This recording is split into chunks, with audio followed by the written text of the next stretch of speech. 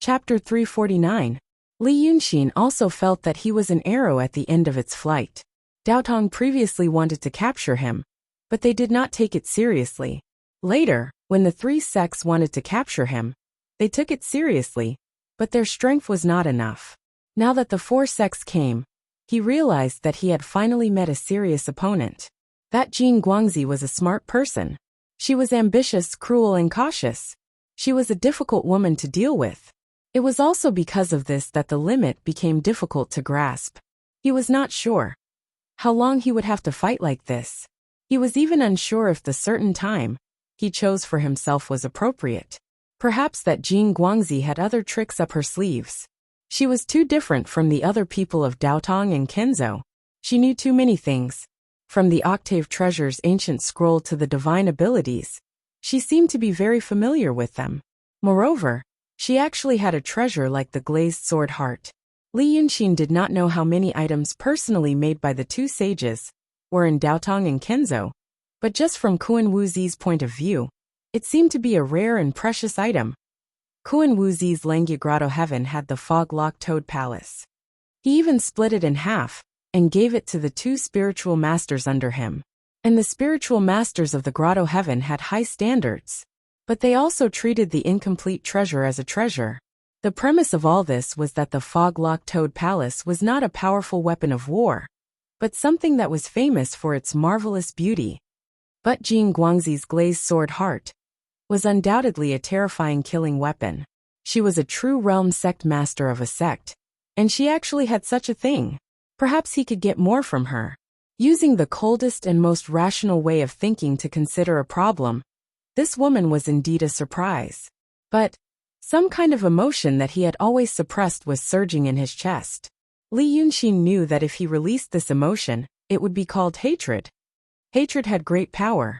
It could turn a coward into a warrior, and turn a lamb into a beast.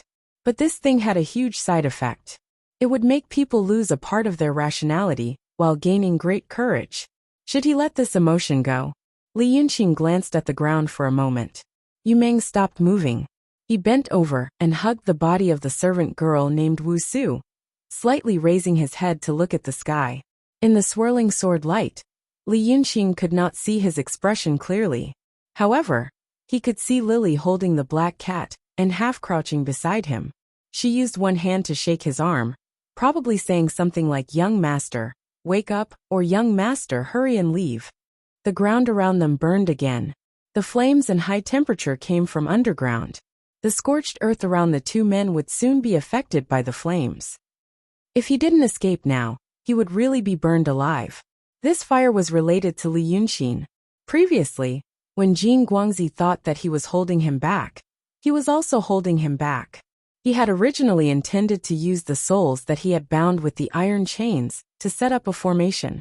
However, he scattered all of those vengeful spirits, turning them into resentment and pouring them into the ground. The powerful resentment sped up the activation process of the Blackstone array. Now the flames that were burning fiercely underground had already slowly seeped out of the ground. Maybe I miscalculated. Li Yunxin sighed in his heart. But it was not a big deal. He still had a backup plan. A Kenzo disciple in the transcendent state charged towards Li Yunxin with the force of wind and thunder. The two transcendent state cultivators behind him came from the left and sneaked around in the sword light. The three of them seemed to want to use the cultivator in front of them as bait for Li Yunxin to kill him. Then, they would reveal the huge wound on his neck that was covered by the golden hair. Then they would sneak up on him. It was a simple and stupid tactic like children playing house. But it seemed to be the best idea that these sword cultivators could come up with in such a short period of time. These guys had been peaceful for too long. They didn't have any decent opponents. Li Yunxin sighed in his heart again. Maybe should he wait for Yu Meng? The swordsman attacked. Li Yunxin suddenly transformed into the godly demon body. His huge body disappeared in the sky in an instant. The swordsman who was acting as bait, and the two people who were about to sneak up on him were stunned when such a huge target disappeared. Just as he was in a daze, the four of them passed by each other. Then, the three swordsmen turned into countless pieces of flesh and bones, and fell from the sky. Li Yunxin put away the long and narrow dragon token that he used as a sword user. He suddenly turned into a dragon. His steel-scaled tail swept across and smashed a swordsman who was trying to jump to the ground into a cloud of blood mist. These small fries were not very scary. The more difficult ones were the enlightened beings. There were 3 enlightened beings. A golden light and her disciple were watching coldly from the clouds, waiting for an opportunity. One Mingjinzi had already lost his courage and was no different from trash. The other one was also waiting for an opportunity. They were just waiting for an opportunity to risk their lives and severely injure Li Yunxin. Who knew what kind of magic potion that woman had fed these swordsmen? Didn't they usually cherish their lives the most? Just as this thought appeared in his mind, a person suddenly appeared in his field of vision, rapidly approaching him. Li Yunxin was shocked. This was a speed that only a Kenzo enlightened being could have. Did that golden light personally make a move? He immediately turned around and rushed to the sky. At the same time, he fiercely spat out a thundercloud at the cultivator, wanting to block his momentum. Then, he would go to the open ground and use the 9th heaven thunderfire to attack him. These swordsmen's speed was too fast. And after fighting for so long, there were no less than 10 wounds of various sizes on his body. If he fought with this enlightened being here, he would inevitably suffer more than 10 swords from these small fries. In his current state, that could be considered a serious injury. Who would have thought that his plan would fail? The aggressive spiritual master actually passed through the thunderclouds without permission. It was also at this time that Li Yunxin clearly saw that person's face. When this enlightened being came, his speed was so fast that a thin layer of mist appeared in front of him, concealing his face like a comet. But now that he had passed straight through the thunderclouds, the water vapor naturally disappeared. However, the skin on his face and hands had been cracked open by the countless small snake-like lightning bolts, and then turned into huge blisters filled with blood. But he could still see. That was Mingjinzi. What was wrong with this old bastard? Li Yunxin was greatly shocked, knowing that this Mingjinzi was determined to seek death. And the reason why he was shocked was because this enlightened being fighting with others was one thing, but fighting with all one's strength with the will to die was another. This was like a person throwing bombs one by one, and the difference between shouting slogans and rushing into a crowd to explode. Once he knew about this, he no longer cared about the group of small fries around him. He ignored the flying swords of those 8 or 9 transformation state swordsmen, piercing through the small wounds on his body, only fiercely plunging into the fire cloud, flying straight towards the west, hoping to avoid Mingjinzi. But at this time he heard Golden Light yell, "Enlightened Being Bao, stop that demon!" Previously, spiritual light sword sect's Enlightened Being Bao had always let the disciples of his sect fight with Li Yunxin, while he himself only used all his strength when the opportunity was right, and then immediately fled regardless of whether it hit or not. Presumably, he was shocked by Li Yunxin's momentum and methods of instantly killing Enlightened Being Chan, and didn't dare to be careless. But at this time, hearing Golden Light's words, he was actually like a loyal dog, holding his sword and rushing out from the side. He himself also turned into a bolt of lightning, piercing straight into Li Yunxin's eyes. Li Yunxin knew that this was no longer a fight, but a decisive battle. For a moment, his ferocity was aroused, and he also gathered the strength in his enormous body, shouting, "Scram!" When this rolling dragon roar came out, the sound waves and air waves actually became solid, causing the entire space in front of him to distort. But that enlightened being Bao actually didn't dodge. He allowed the Dharma robes and magic treasures on his body to be shattered by Li Yunxin's dragon roar. Then, his face twisted in the violent air currents and thunderclouds, and just like Mingjinzi behind him, he rushed over without a care for his life. Li Yunxin immediately cursed in his heart. What kind of evil technique did that golden light cultivate, causing these 2 enlightened beings to not even fear death? After he finished cursing, he heard Mingjinzi's hoarse voice singing again. "Heaven and earth as the furnace, all things as the copper, gold mansion as the sheath, life as the sword." Then, this Mingjinzi, whose face had already been ravaged to the point of being terrifying, raised his hand and fiercely tapped his Baihui acupoint. His body immediately swelled up like a leather bag. A enlightened being's body was valiant, and his skin was tough and tough. But now, looking at this Ming Junzi, his facial features were all gone, and his torso and limbs couldn't be clearly distinguished. His skin, muscles, and bones separated, forming a rolling circle with a bang. Then, tens of thousands of rays of golden light shot out from the cracks in his skin, as if this leather ball formed from his own skin and flesh hid a terrifying energy that was ready to be released in the next moment. And at this time, the same change happened to that enlightened being Bao in front of Li Yunxin. He swelled up into a circle with a bang, and then that sphere suddenly burst open. A small golden person broke out from the leather bag, but this person was neither a ghost nor a spirit. Its whole body was flowing with golden light, and it looked very much like Yang Jianzi of Chengdu. There was no sadness or joy on its face, only its two eyes were wide open, from which two long rays of golden light shot out. This strange change happened in an instant. The next moment even the small person disappeared. Only the two rays of golden light in its eyes were left spinning and intertwining, forming a thin golden sword. It stabbed straight at Li Yunxin's body from front to back. Li Yunxin knew that this thing should be extremely powerful. He didn't dare to be careless anymore. His dragon body suddenly coiled in midair, and he used his extremely hard scales to protect himself. Then he shouted sternly, "Tiger, come!" His shout shook the 9 heavens, and even the ground and the fire clouds trembled slightly. Hearing his shout, Jin Guangzi, who stood on the cloud, immediately frowned slightly. He was just waiting for this thing. But the next moment, the moment the two sword rays formed from the enlightened being's life, cultivation, and spirit stabbed at Li Yunxin's body. Wonderful! An even more deafening sound rang out. In this vast world that was enveloped by the glazed sword heart, a huge figure of the same size as Sir God Wusong appeared out of nowhere. Good. I've finally forced you out, you ancient beast. Golden Light's slightly furrowed brows immediately relaxed. But the next moment he let out a soft huh sound, because this thing was extremely huge, and it was snow-white in color. It looked like a rolling circle. It had a pair of pea-like eyes that were as black as ink, and even the pupils couldn't be seen. It was as if they were connected to the 9 levels of hell.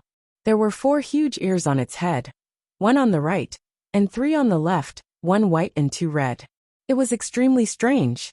The beast had no mouth, and there were 3 pairs of black needle-like whiskers on its face. Each whisker was as thick as a person's arms. This beast looked strange, and it could speak human language. It was indeed an exotic beast. But to say that it was mighty and domineering. But Jin Guangzi's doubts disappeared very quickly. Once the beast appeared, it praised again. Wonderful, wonderful, wonderful, wonderful. The sound was earth-shattering, and Jin Guangzi's ears went numb. It was unknown whether it was because it was tired of being trapped in the picture scroll for a long time, or because it saw the dangerous scene of the high-level great demons fighting, and the ferocity in its heart was aroused, and thus it became excited. Then, its round body suddenly split open from the middle, as if there was an extra big mouth that could swallow the sun and the moon. It swallowed the 2 swords of light formed by the 2 enlightened beings. Jin Guangzi subconsciously held his breath. He was waiting for an earth-shattering explosion. But nothing happened. The 2 golden swords were swallowed by the ancient primitive beast, and immediately, like clay oxen entering the sea, there wasn't even the slightest sound. Then he heard Li Yunxin shout, "Withdraw!" The snow-white round exotic beast immediately disappeared without a trace. It was as if the short moment it appeared was just an illusion in front of everyone. Jin Guangzi was stunned for a moment. At this moment, Li Yunxin stretched his body, and with his remaining power, he killed the remaining 8 or 9 sword cultivators in an instant. Then, with a shake of his body, he revealed the appearance of his incarnation. It was a handsome and beautiful young man.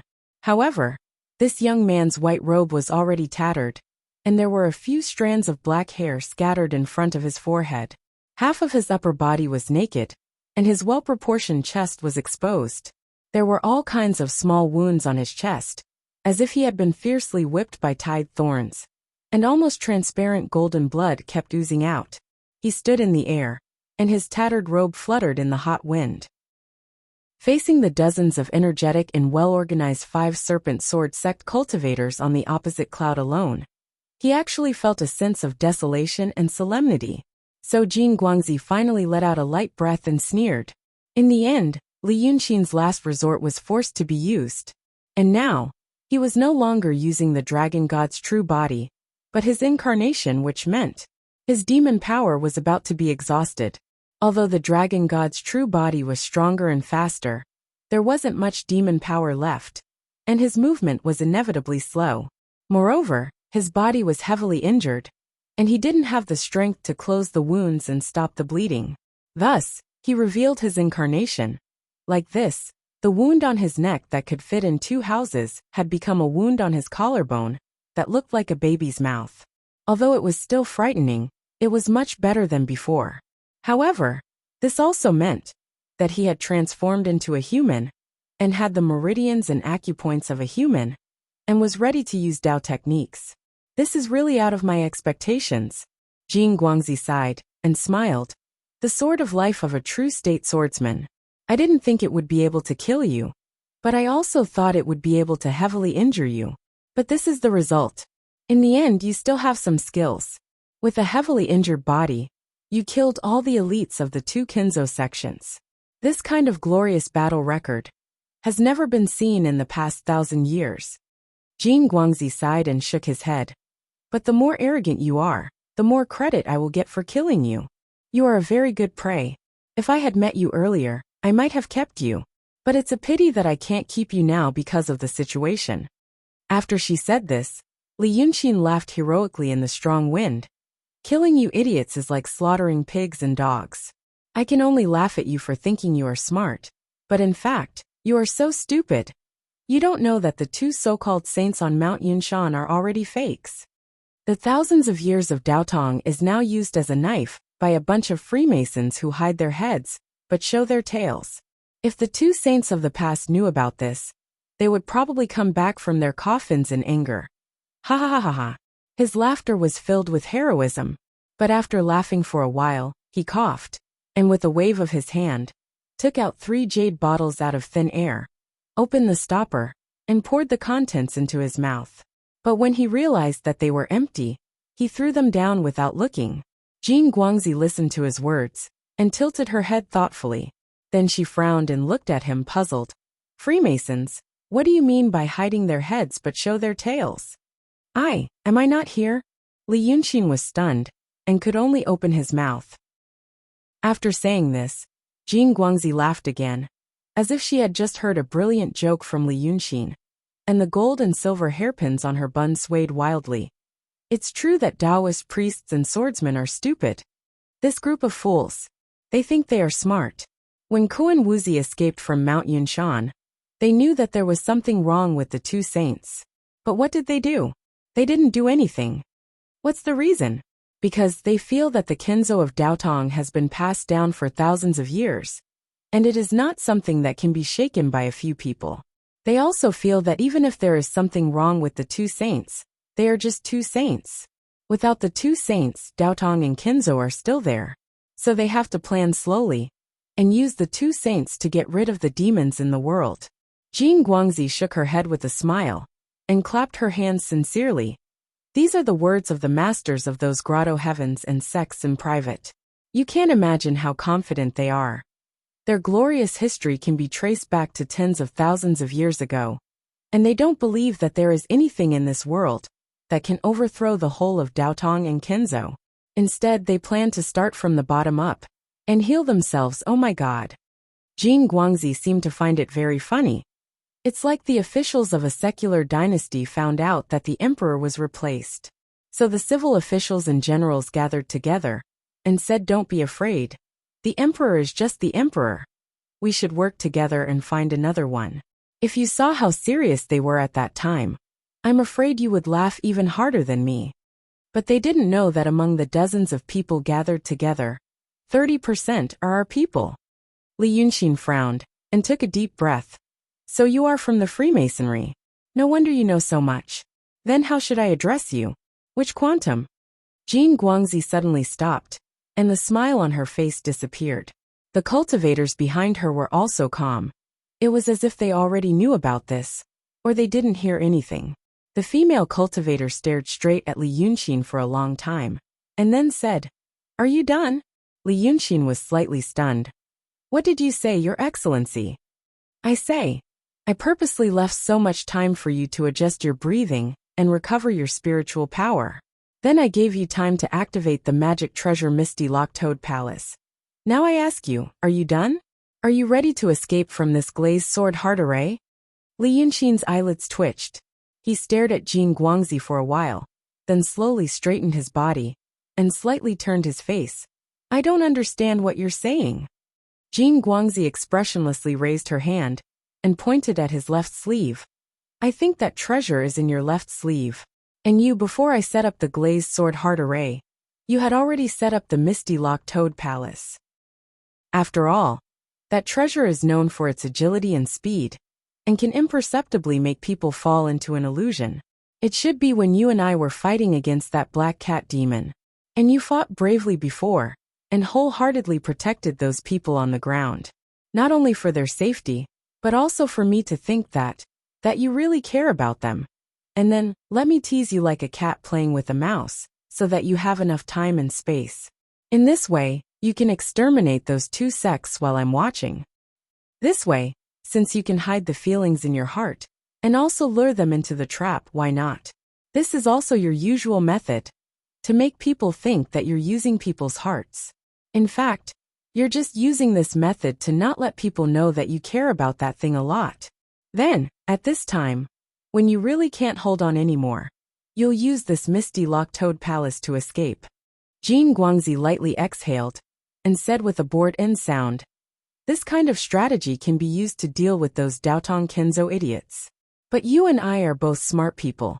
Using it to deal with me, isn't it looking down on people? Li Yunxin, what you don't know is, my azure glaze sword heart is specially used to break your Misty Lock Toad Palace. Once the azure glaze is formed, the sword heart will be illuminated, and all illusions in the world will be broken. Try it now. Can that Toad Palace of yours still be used?" Li Yunxin was silent for a while, and flipped his left sleeve. Thus, a ball of faint golden mist appeared in his hand. There was also a small bright moon supported by the clouds, emitting resplendent rays of light. He turned his head slightly and looked at the bright moon. Then he was silent for a while, and kept it back. After a long time, "Good." Li Yunxin laughed coldly. "After dealing with the Daotong Kenzo Freemasonry for so many days, I finally met a decent smart person. But you talk too much nonsense, making this old man's head hurt." Jin Guangzi looked at him calmly, and a very cold smile appeared on her lips.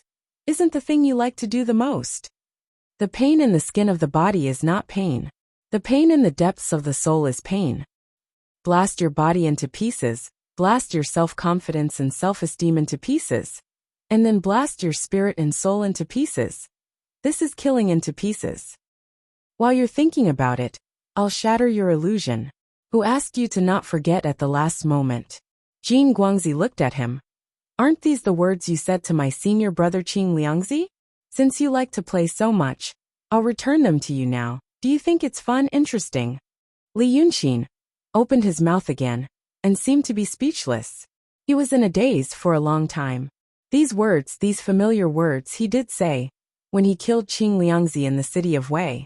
That was the first disciple of the Freemasonry he met. First, he made Qing Liangzi think that he had seen through all his ideas and plans. Then, he gave him one surprise after another. Finally, before he completely destroyed Qing Liangzi's soul, he told him all the details, so that Qing Liangzi could understand and die in regret. These were indeed his means and his words. "Do you still remember that my senior brother Qing Liangzi said that he only hurt your parents?" Jin Guangzi looked at him calmly, but the smile on her lips never disappeared. "He said that another divine lord killed your parents from thousands of miles away, with one blow. After a long time. That's me. Killing parents, then killing relatives and friends, then killing that person's self-confidence and pride, and finally killing his body and soul. The world is vast, but that person has nowhere to appeal and nowhere to escape. Ah, Li Yunxin, now I understand why you like to do this kind of thing. Chapter 350. A cheerful smile finally blossomed on the face of the golden light. She said these words to Li Yunxin word by word. When she looked at his face again, all the expressions on it had disappeared, leaving only a cold-to-the-bone calmness. She raised an arm. I've given you so much time and told you so many secrets. I've been extremely benevolent to you, and you should know how to be content. So now there's only one thing left. Let me blast you into pieces fair and square. The next moment, it was as calm as her tone of voice. 3 steps in front of Li Yunxin, 36 dazzling golden little swords appeared out of thin air.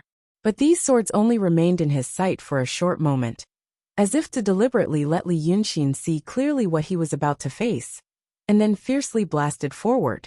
Neither human cultivators nor demon cultivators could have the time to react.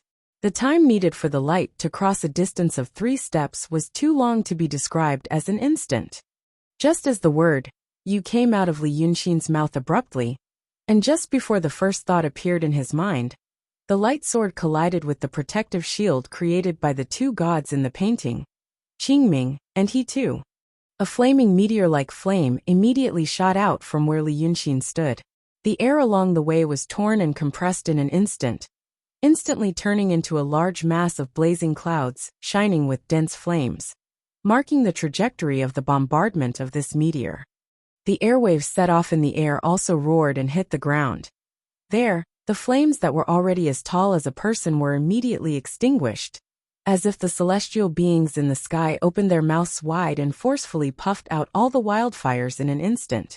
Rumble, rumble, rumble, a series of loud noises.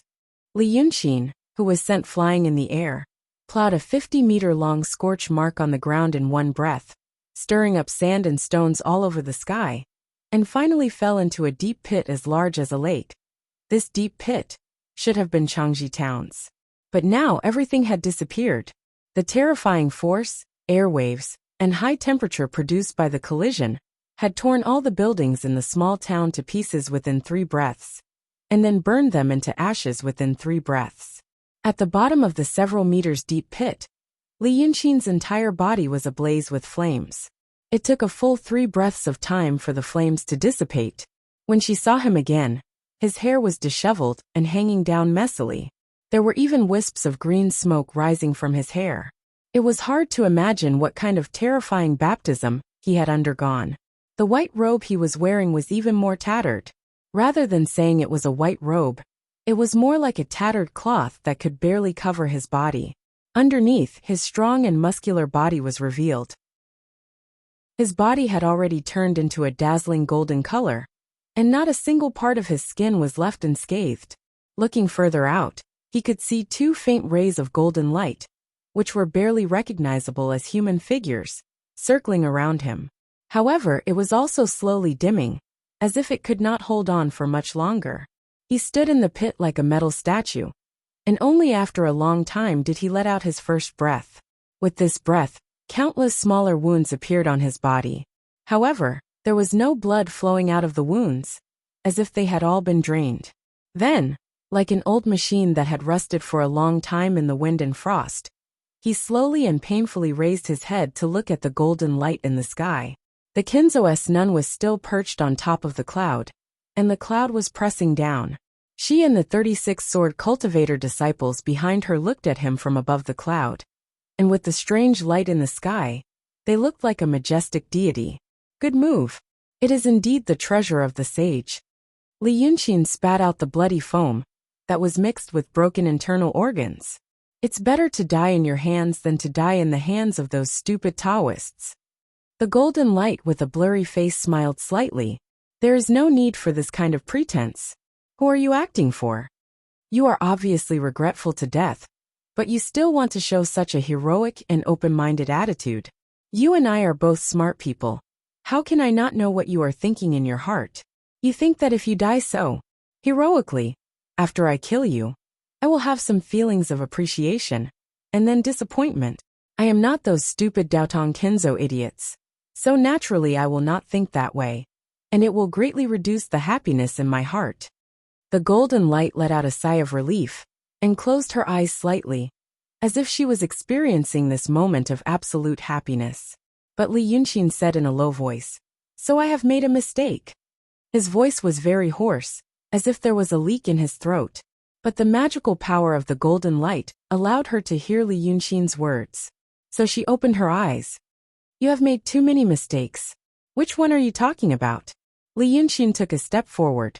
The golden blood on his body spilled on the ground, and a green smoke rose up. "Now it seems that it is not effortless for you to use this golden glazed light sword. You also used resentment." The golden light smiled happily. "And then? So you brought a group of minions to die, and asked me to kill them first. The spiritual energy in the body of a cultivator is not comparable to that of a mortal. I have killed enough. You used resentment as a primer, and then triggered the sword array." Li Yunxin squinted his eyes slightly, and raised his head. "I also used this method in City of Wei. Why didn't I think of it?" The golden light raised her eyebrows regretfully. "Yes, what you said is all true. What I can tell you is, I am now talking nonsense with you, because I am also adjusting my breath, so that I can launch the next attack to kill you. And I also know," she raised her hand and waved it in the air, "you transformed into a Shinria body, and did some other things in the sky. They were fighting with you, and did not pay attention. But I saw it clearly from the side. When the flying sword of the Kinzo came to kill you, you either dodged or counterattacked, and there was a burst of light around you. You took advantage of the burst of light to draw an array in the sky with the golden light. You are indeed a brilliant painting Taoist. You can actually set up an array in such a dangerous environment, in such a chaotic flow of spiritual energy. But it is still the same mistake." The golden light shrugged. "Don't think of me as stupid as those people in Daotong and Kenzo. I have practiced kendo for 100 years, and I know very well what the golden light of the Kinzo's sword looks like. You and I are both people who pay attention to details. You can't hide it from me. I told you to kill cultivators with resentment, didn't you? The array you set up in the sky also needs resentment as a primer, right? But your array is too slow." The golden light sneered. "You can't be faster than the flowing light." Finally, after she said this, Li Yunxin's body seemed to be pulled out of something. Before he was injured badly, but after all, his body was still upright, and he still had some heroic spirit at the end of his life. But at this time his body became exhausted. The heroic spirit on his face slowly disappeared, and finally became completely calm. It was a kind of calmness that lost vitality. He couldn't help but take a step back, and finally sat on the ground, putting his arms on his knees. He lowered his head, smelling the burnt smell on the ground, the slight fishy smell of blood, and the air being bombarded by the extremely high temperature and lightning, the familiar fresh ozone smell. Then he raised his head, looked at the sky blankly, and waved his hand blankly. Then the sky lit up. Above the vast sky, nodes were lit up one after another. These bright light spots were like stars, and they were connected by even finer and more dazzling lines of light, forming a huge picture that covered the sky. It seemed like a painting of a general in armor, charging and killing enemies like a forest of swords and spears. Looking at it, it looked like a star palace in the sky. Guangwang Formation Breaking Diagram. Li Yunxin squinted his eyes and said expressionlessly, "Ah, I used this diagram when I killed Qingzhu. I originally planned to use the resentful spirit aura in the formation to find the weak point of the glazed sword heart formation, and then launch an all-out attack to break the formation." He was silent for a while, and laughed at himself. "But I overestimated myself. After all, it's the formation of a sage, and it's a little better than my formation cultivation." "A little? Huh?" Golden Light laughed mockingly. "You really overestimated yourself. So, since it has come to this," Li Yunxin sighed, "can you tell me who the Freemasonry is? What do you want to do? And what's with your Taoist name?" Golden Light smiled slightly. "I can't. But I'm happy to see you like this." She raised her hand. "Then let's get down to business. There are 3 little fellows. I'll give you a question to solve. That man, the little maid beside him, and your little cat demon. Among these 3, which one do you feel the most uncomfortable if I kill first?" Li Yunxin slowly turned his head, and looked to the side. After looking for a while, he found Yu Meng and the other 2. Yu Meng wore a lake blue robe with white edges. But in the sky full of fire, the robe became light purple. When Li Yunxin last saw him, he was holding Wu Su's corpse and kneeling on the ground, like a statue. Until now he was still half kneeling, but to protect someone. It seemed to be to resist the airwave caused by Li Yunxin being struck down from the sky. He was not very far from Li Yunxin, about 100 meters away. At this distance, Li Yunxin could clearly see his face, but as a mortal, he could only see a blurry black shadow shrouded in smoke when he looked at Li Yunxin. After Li Yunxin glanced at him, Yu Meng moved. Therefore, a layer of sand and dust fell from his body. He slowly opened his arms and placed Wu Su, who was protected in his embrace, on the ground. Then he struggled to get up, slowly walked 3 to 4 steps, and used his hands to lift up half of the burnt beam. Then he heard a soft moan of a woman. Then, Li Yunxin saw Yu Meng push away the dirt under the beam and pull Lily out. At this distance, Li Yunxin saw Lily's face was pale, and there were traces of dark red liquid on her body. He did not know what hurt her, but that little girl's skills were at the level of a second-rate warrior in Jianghu. Now she had her eyes closed and could not move, and could only let out unconscious moans. She was probably going to die soon. He took a closer look. Lily was holding a furry black ball in her arms, and it seemed to have a weak breath. Yu Meng straightened up. He stood there in a daze for a while, then turned his head. He first looked in the direction of Li Yunxin. At this distance, mortals should not be able to see clearly, but Li Yunxin had an illusion that Yu Meng was staring at his face. Then, Yu Meng raised his head, squinted his eyes, and looked at the sky again. Li Yunxin realized he was looking in the direction of Jin Guangwen. The fight continued for a long time. The sky had long brightened. Not sure if it was because the temperature of the flames had dropped, or because the air waves from the fight had rushed to the sky. The fire clouds, which were originally tightly covering the sky, and even the sun and moon, suddenly split open. Then, the bright sunlight shone down from the sky like a sharp sword, directly onto Yu Meng. Even Jin Guangwen let out a soft "ha" at this strange scene. But then she looked at Li Yunxin, shook her head slightly, and laughed coldly. "Don't waste your effort." "I don't want to waste my effort. Since you don't want to choose, then kill them all." After saying this, she stared at Li Yunxin, not letting go of any changes in his expression, and casually waved her hand. 3 rays of golden light immediately formed above the heads of the 2 mortals and the demon. Just like when they killed Wu Su, it hung above their heads 2 fists high, without the slightest tremble. This was the power of the ancient sages, which came from the dust of history and prehistoric times. It did not care about the mortal's thoughts, only silently and brightly shining, cold and cruel. And Yu Meng slowly raised his hand just like before. He still wanted to use his hand to touch this small sword, as if he had forgotten what happened the last time he touched this thing. Jin Guangwen in the cloud lightly pressed her finger. Then she silently looked at Li Yunxin and said, "Now it's your turn."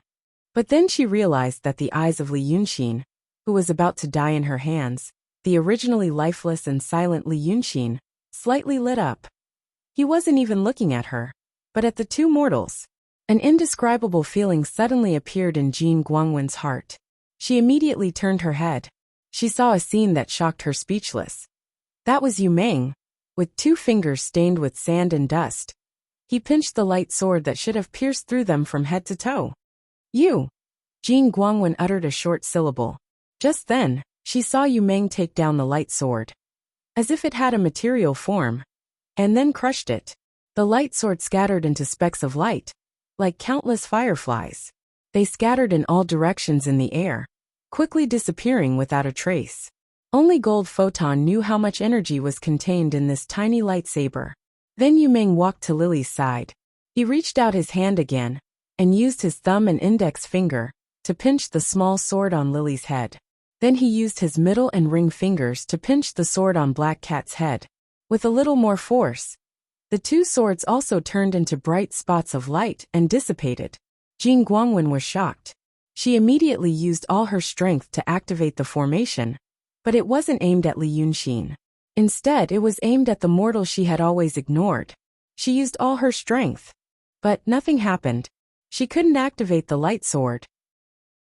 Only then did Yu Meng stand silently and let out a low sigh. Then he turned to look at Li Yunxin. Can you still use your Guangwang formation breaking diagram?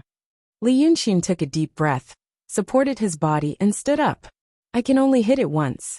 Hit there. Yu Meng raised his hand and pointed at the 36 disciples behind Jin Guangwen. Hurry up.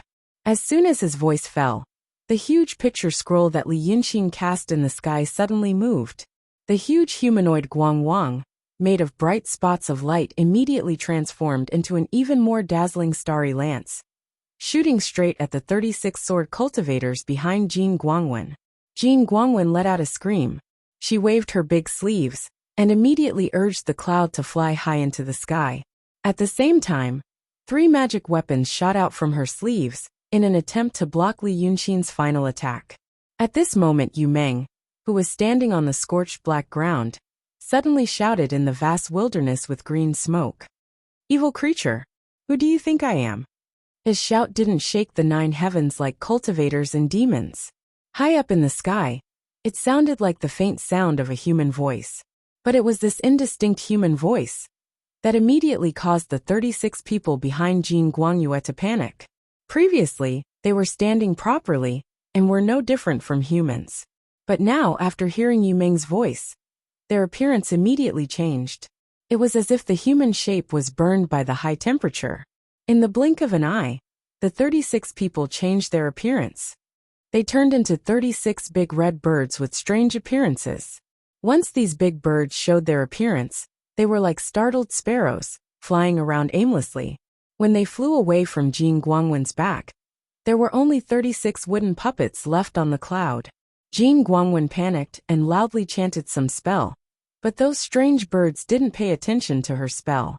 They hovered in the sky for a while, and then swarmed toward Yu Meng on the ground. At this moment, the lance transformed by Guangwang from Li Yunxin's Guangwang breaks the formation, hit the puppets behind Jin Guangwen with a loud bang. The fragments of the puppets exploded, and Jin Guangwen also spat out a mouthful of blood.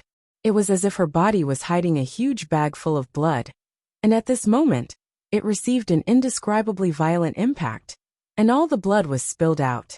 She spat out this mouthful of blood for more than 10 breaths of time, and even her plump skin quickly withered and shriveled. Li Yunxin knew what was going on. A cultivator had been cultivating with an extremely powerful magic weapon all year round. But now that magic weapon seemed to have suddenly, not even destroyed, but taken away. This would bring unimaginable damage to her. In extreme shock, he held his breath and looked at Yu Meng again. Yu Meng was still quietly standing on the ground with one hand behind his back. The strange birds that came crashing down from the sky circled timidly around him for a while. Then, Yu Meng raised his right hand.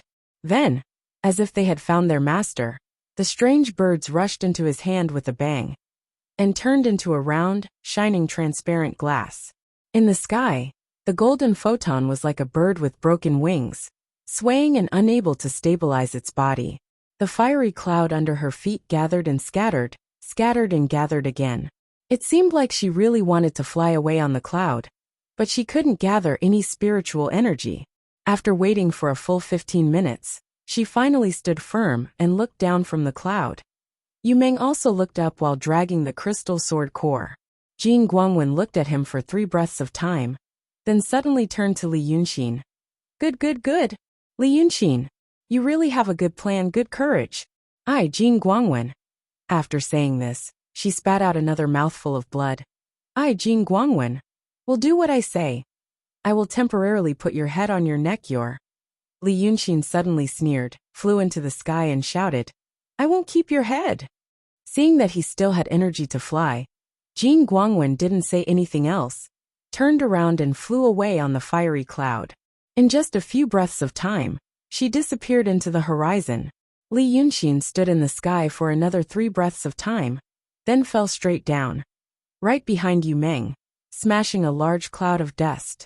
But Yu Meng didn't look at him, still slightly raised her head, looking at the direction Jin Guangwen flew. After watching for a while, she softly said, Promise me one thing. Li Yunxin's chest was heaving up and down, After a while, he slowly opened his eyes. Say it. Yu Meng lowered her head, looking at him seriously. Kill her. Grind her bones and scatter her ashes. She and I also have a grudge against each other for killing our parents. Li Yunxin took a deep breath. We can't live under the same sky. I don't need you to say it. But, who the hell are you? Yu Meng was silent for a long time. Then she turned around, walked to Lily, squatted down, lifted her up, and looked at her for a while. I used to be a Kenzo. The 213th Kenzo. But now I'm Yu Meng. Chapter 351. He uttered these words in earnest. Then he lowered his head again, and reached out to touch Lily's face. Li Yunxin lay flat on the ground, and stared at the sky for a while. The crack in the sky had already closed up. It was like dusk again. A hot and suffocating wind blew over the scorched plains. It really did look like a battlefield. After a long time, Li Yunxin turned his head. His gaze passed over the scorched soil, torn ribbons, ashen white ashes, and the small pool of blood formed by the blood flowing from Lily's wrist. He saw Yu Meng's face. Then he was slightly taken aback. At first he thought he would be calm, or at the very least he would look different from mortals. But his face was filled with clear and intense grief, like a young man who had lost someone he loved. This really didn't seem like the person he claimed to be. But the piece of glazed sword heart in his hand was absolutely real. Li Yunxin stared at him for a while and said, If you're a sword saint, why didn't you chase after them? If you're a sword saint, why did you help me? Then he raised his hand with difficulty and pointed at Lily. I'm afraid this little girl won't live for long. If you're a sword saint, why didn't you save her? Yu Meng touched Lily's face again, and shook his head gently. Her meridians are all broken. There's no doctor in the world who can cure her. And I'm not the sword saint of today. He raised his head to look at Li Yunxin. His eyes were misty and his voice trembled slightly. I saw the metal chain you used when you came. You're a young world judge, right? Wu Su and Lily's souls should still be with them. I want you to seal their souls so they won't be harmed. If Black Bai Yanjun comes later, I want you to seal their souls. Tell them on my behalf that Sword Saint Pei Yunjin wants a favor from them. Sword Saint Pei Yunjin, Sword Saint Pei Yunjin. Li Yunxin softly repeated the name twice. He slowly propped himself up and sat up. The 213th Sword Saint. So, you're not the Sword Saint of today. The current Sword Saint is the 214th generation. Li Yunxin thought for a moment and said, All right. If those two really come, I am waiting for them too, you know. But sigh. He sighed softly as he slowly got up. There was not a single part of his body that did not hurt. In fact, every inch of his skin had been torn apart. Now, his ocean of qi and mountain of snow was almost dried up, and the remaining spiritual qi was barely squeezed out. However, if this Sword Saint Pei Yunjin wasn't a fake, then this place could still be considered safe. Even if the people of Daotong and Kenzo did not recognize him, based on his ability to catch the golden sword with his bare hands, no one would be able to do anything to him, as long as this guy did not attack him. Li Yunxin slowly moved to the side of Wu Su's corpse, and took out a talisman from his bosom. He took a drop of his saliva, and placed it on her forehead. Slowly, he moved to Yu Meng's side, took out the same talisman and stuck it on his body. Yu Meng looked at the talisman and frowned slightly. Evil suppressing talisman. Why did you seal this? Li Yunxin was silent for a while and sighed helplessly. Lord Sword Saint, you better prepare yourself. Those two bastards, they haven't appeared for a long time. I am Yu Meng. Yu Meng looked at Wu Su and Lily, then at him. Two bastards? Who are you referring to? Oh, you. He was startled, and seemed to realize that the bastards Li Yunxin was referring to was Black Bai Yanjun. How dare he say that? You saw it too. When I came here, I had a long string of them in my hand. Other than using it to create a formation, it was also to lure them out. So many souls were tied up by me, but I didn't send them down. They should come and see what's going on, right? Li Yunxin frowned. But they really didn't come. Up until now, Wu Su has not come even after 15 minutes. Maybe something happened. He hesitated for a while, and carefully looked at Yu Meng's expression. But I can help them change their bodies. But I can't for the time being. Take it. Yu Meng suddenly raised his hand and threw the magic treasure in his palm, the glazed sword heart, to Li Yunxin. Li Yunxin was shocked and hesitated for a while before catching it. He almost dropped the treasure on the ground. What did Yu Meng mean by this? Just like that, he gave him such a treasure? He was a little confused about the current situation. Yu Meng was the Sword Saint, one of the previous leaders of the human world, one of the 2 leaders of the orthodox Xianmen, and one of the archenemies of the demons. And he was a great demon. Just now in front of him, killed so many disciples of the Kenzo. They were all his disciples and grand disciples. Their positions should be opposing each other. But Yu Meng was emotionally. The golden light of the Kenzo killed his maid. And from his behavior, he seemed to care a lot about that maidservant. However, sages, didn't they abandon all emotions and desires and forget all emotions? The reason why Li Yunxin was surprised was because he saw the strong emotions of a mortal on his face. It was not an emotion that a cultivator in the transcendent state should have. So, what do you mean? Li Yunxin held the glazed sword heart in his hand and frowned. I am a demon. Yu Meng smiled, but his smile was a bit sad. So what? Here's your recompense, if you say you can really do it. You are the Sword Saint. Li Yunxin looked at him. I just killed many of your disciples and grand disciples. And you want me to kill the golden light, because of these 2 mortals? I don't like it. Why don't you do it yourself? Because I can't. He raised his hand and handed it to Li Yunxin. I can't cultivate. I don't want to be the Sword Saint anymore. I just want to be immortal in this life. Li Yunxin looked at him suspiciously. After he was sure that Yu Meng had no other intentions, he put 2 fingers on Yu Meng's pulse. Then he pulled back. What Yu Meng said was true. There was no ocean of qi and mountain of snow in his body. There weren't even any meridians or acupoints. Instead, it was a vast chaotic mess. This kind of body was unique in cultivating martial arts in the mortal world. Because to a certain extent, he was born with the conception and governing vessels. But to cultivate Tao, he didn't even have the ocean of qi and mountain of snow. How could he have any spiritual power? But why did you take her glazed sword heart? Li Yunxin asked as he looked into the distance. The fire was still burning. But he didn't feel safe anymore. Damn it. If this Sword Saint really didn't have any divine power and couldn't cultivate Tao, if the golden light or someone else came back, they would all be dead. Glazed sword heart. Glazed sword heart. Yu Meng repeated the name twice and shook his head. What glazed sword heart? It's just 36 ghosts. At that time, there were countless ghosts and monsters in the world. Among them, there were 36 ghost kings. Their cultivation and divine power were not inferior to your 9-dragon son. I spent 146 years capturing them one by one, then refining them into these 36 gold crows. This so-called glazed sword heart is just a prison to imprison them. At that time, I used it as a magic weapon. Sigh. Let's not talk about it.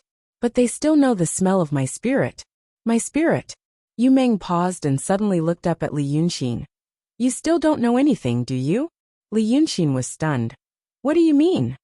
Yu Meng's expression suddenly became serious. Although he couldn't hide the sadness on his face, at least he looked different from ordinary people. He looked cautious and cautious. He first pointed to the ground, this array. Then he pointed to the sky and the celestial beings. Li Yunxin took a deep breath. I'd like to hear more. Yu Meng looked at him for a while, then bent down to pick up Lily. Let's leave here first. If the golden crows are from the Freemasonry, they will come back soon. Li Yunxin was stunned again. You also know about the Freemasonry? What you know now is just a corner of the truth of this world. Yu Meng smiled sadly. And you will soon regret letting yourself know more. Yi Country. Biling Road. Little Rock Canyon. Yi Country was to the north of Qing Kingdom. At this point, the autumn had become even more intense. Little Rock Canyon was also one of the famous cities in the world. But its fame didn't lie in the prosperity of the market or the height of the city wall, but in the ginkgo trees all over the city. Ginkgo trees were planted on the streets of all sizes in the city. Now that it was autumn, the leaves were brilliant golden, as if the whole city was floating with gold leaf.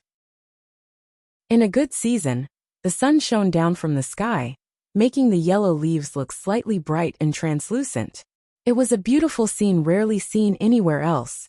And the Little Rock, in the name of the city, came from the Little Rock Mountain in the city. In fact, this was a mountain city. Half of the city was on the plains at the foot of the mountain, and the other half was built on a small mountain.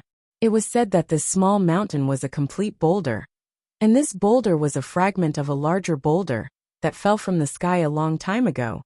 So it was called Little Rock. But at this moment, Li Yunxin stood in the pavilion at the highest point of the mountain and looked down.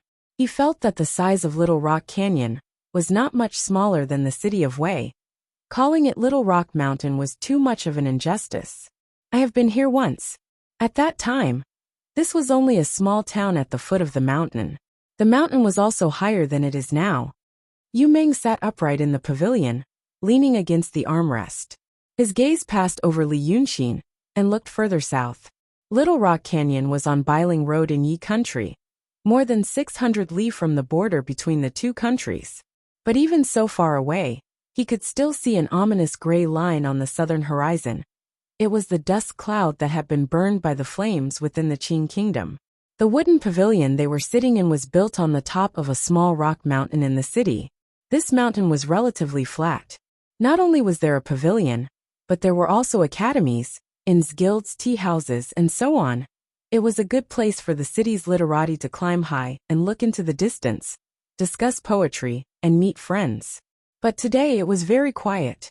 It was said that the mountain gate of the Wuyu Sword sect, which was located 300 miles away from the city, had sent a notice, asking the surrounding cities to offer some miscellaneous but strange things.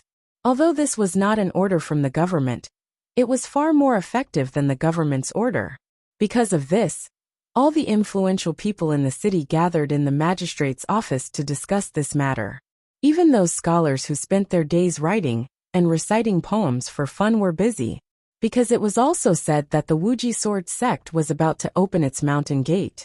The immortals in the mountain wanted to accept disciples. So at this time, when the afternoon sun shone lazily on the slightly yellow grass, there were only the two of them in the pavilion. That was the last year of my life. Yu Meng thought for a while, lost in thought. He looked like an old man, sitting in the pavilion, wrapped in a golden fox fur coat. He exhaled a faint white mist from his mouth as he reminisced about the past. I traveled the world, intending to take one last look at the world. I practiced in Yunshan for 1,640 years, probably the longest and most strenuous of all the saints in history. He narrowed his eyes slightly and paused. But when I really saw the world, I felt that there was nothing left to live for. Mountains are not mountains, and water is not water. The people in the secular world are no different from grass and trees. I really don't know what there is to stay in this world. Li Yunxin stood on the other side of the pavilion and thought for a while. Didn't the two saints of today cultivate for more than 3,000 years? Yu Meng did not look at him, still squinting into the distance. Are you talking about the real 214th generation of sword saints and the 259th generation of calligraphers? They were the most talented of all the saints in history. They probably only cultivated for more than 1,100 years, but they had already reached the realm of ascension. Li Yunxin frowned slightly and tried to sort out the timeline.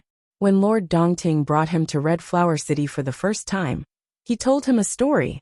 3,000 years ago, Lord Dongting was still a red fish. He met a female Taoist priest who held a red flower by the river. So he was enlightened. And that female Taoist priest was the current sword saint. This meant, if what Yu Meng said was true, if Yu Meng was really the previous sword saint, when he was a saint, he watched the current sword saint and calligrapher slowly cultivate and grow. Li Yunxin suddenly felt a strong sense of absurdity in her heart. This feeling was even greater than the feeling of coming from one world to another. Many things in the past had become history and legends. But now, if it was true, then the person sitting in front of him was not only a history and legend, but also a person who had witnessed another history and legend. He felt a little dizzy. He didn't know if it was because of his heavy injuries or his chaotic thoughts. Then, I decided to ascend. Yu Meng thought for a while, rubbed his hands, and breathed into his palms. Like a mortal who was afraid of the cold. Do you know what ascension is? No. At this time, a peddler came over with a rattan basket to sell dried fruits and candied fruits. Yu Meng gave her a piece of silver in exchange for 2 small boxes. The peddler thanked him profusely and left. Yu Meng opened the small box and took a small piece of persimmon. There was a layer of frost on the persimmon.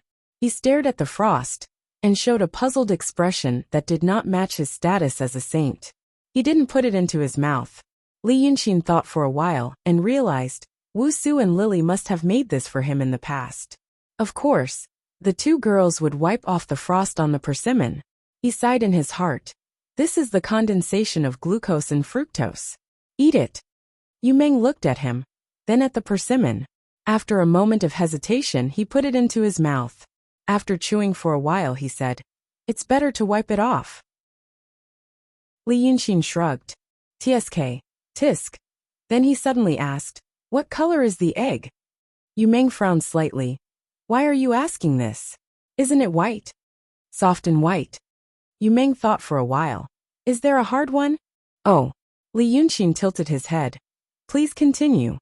Yu Meng looked at him strangely, then pushed the persimmon in the box to the side.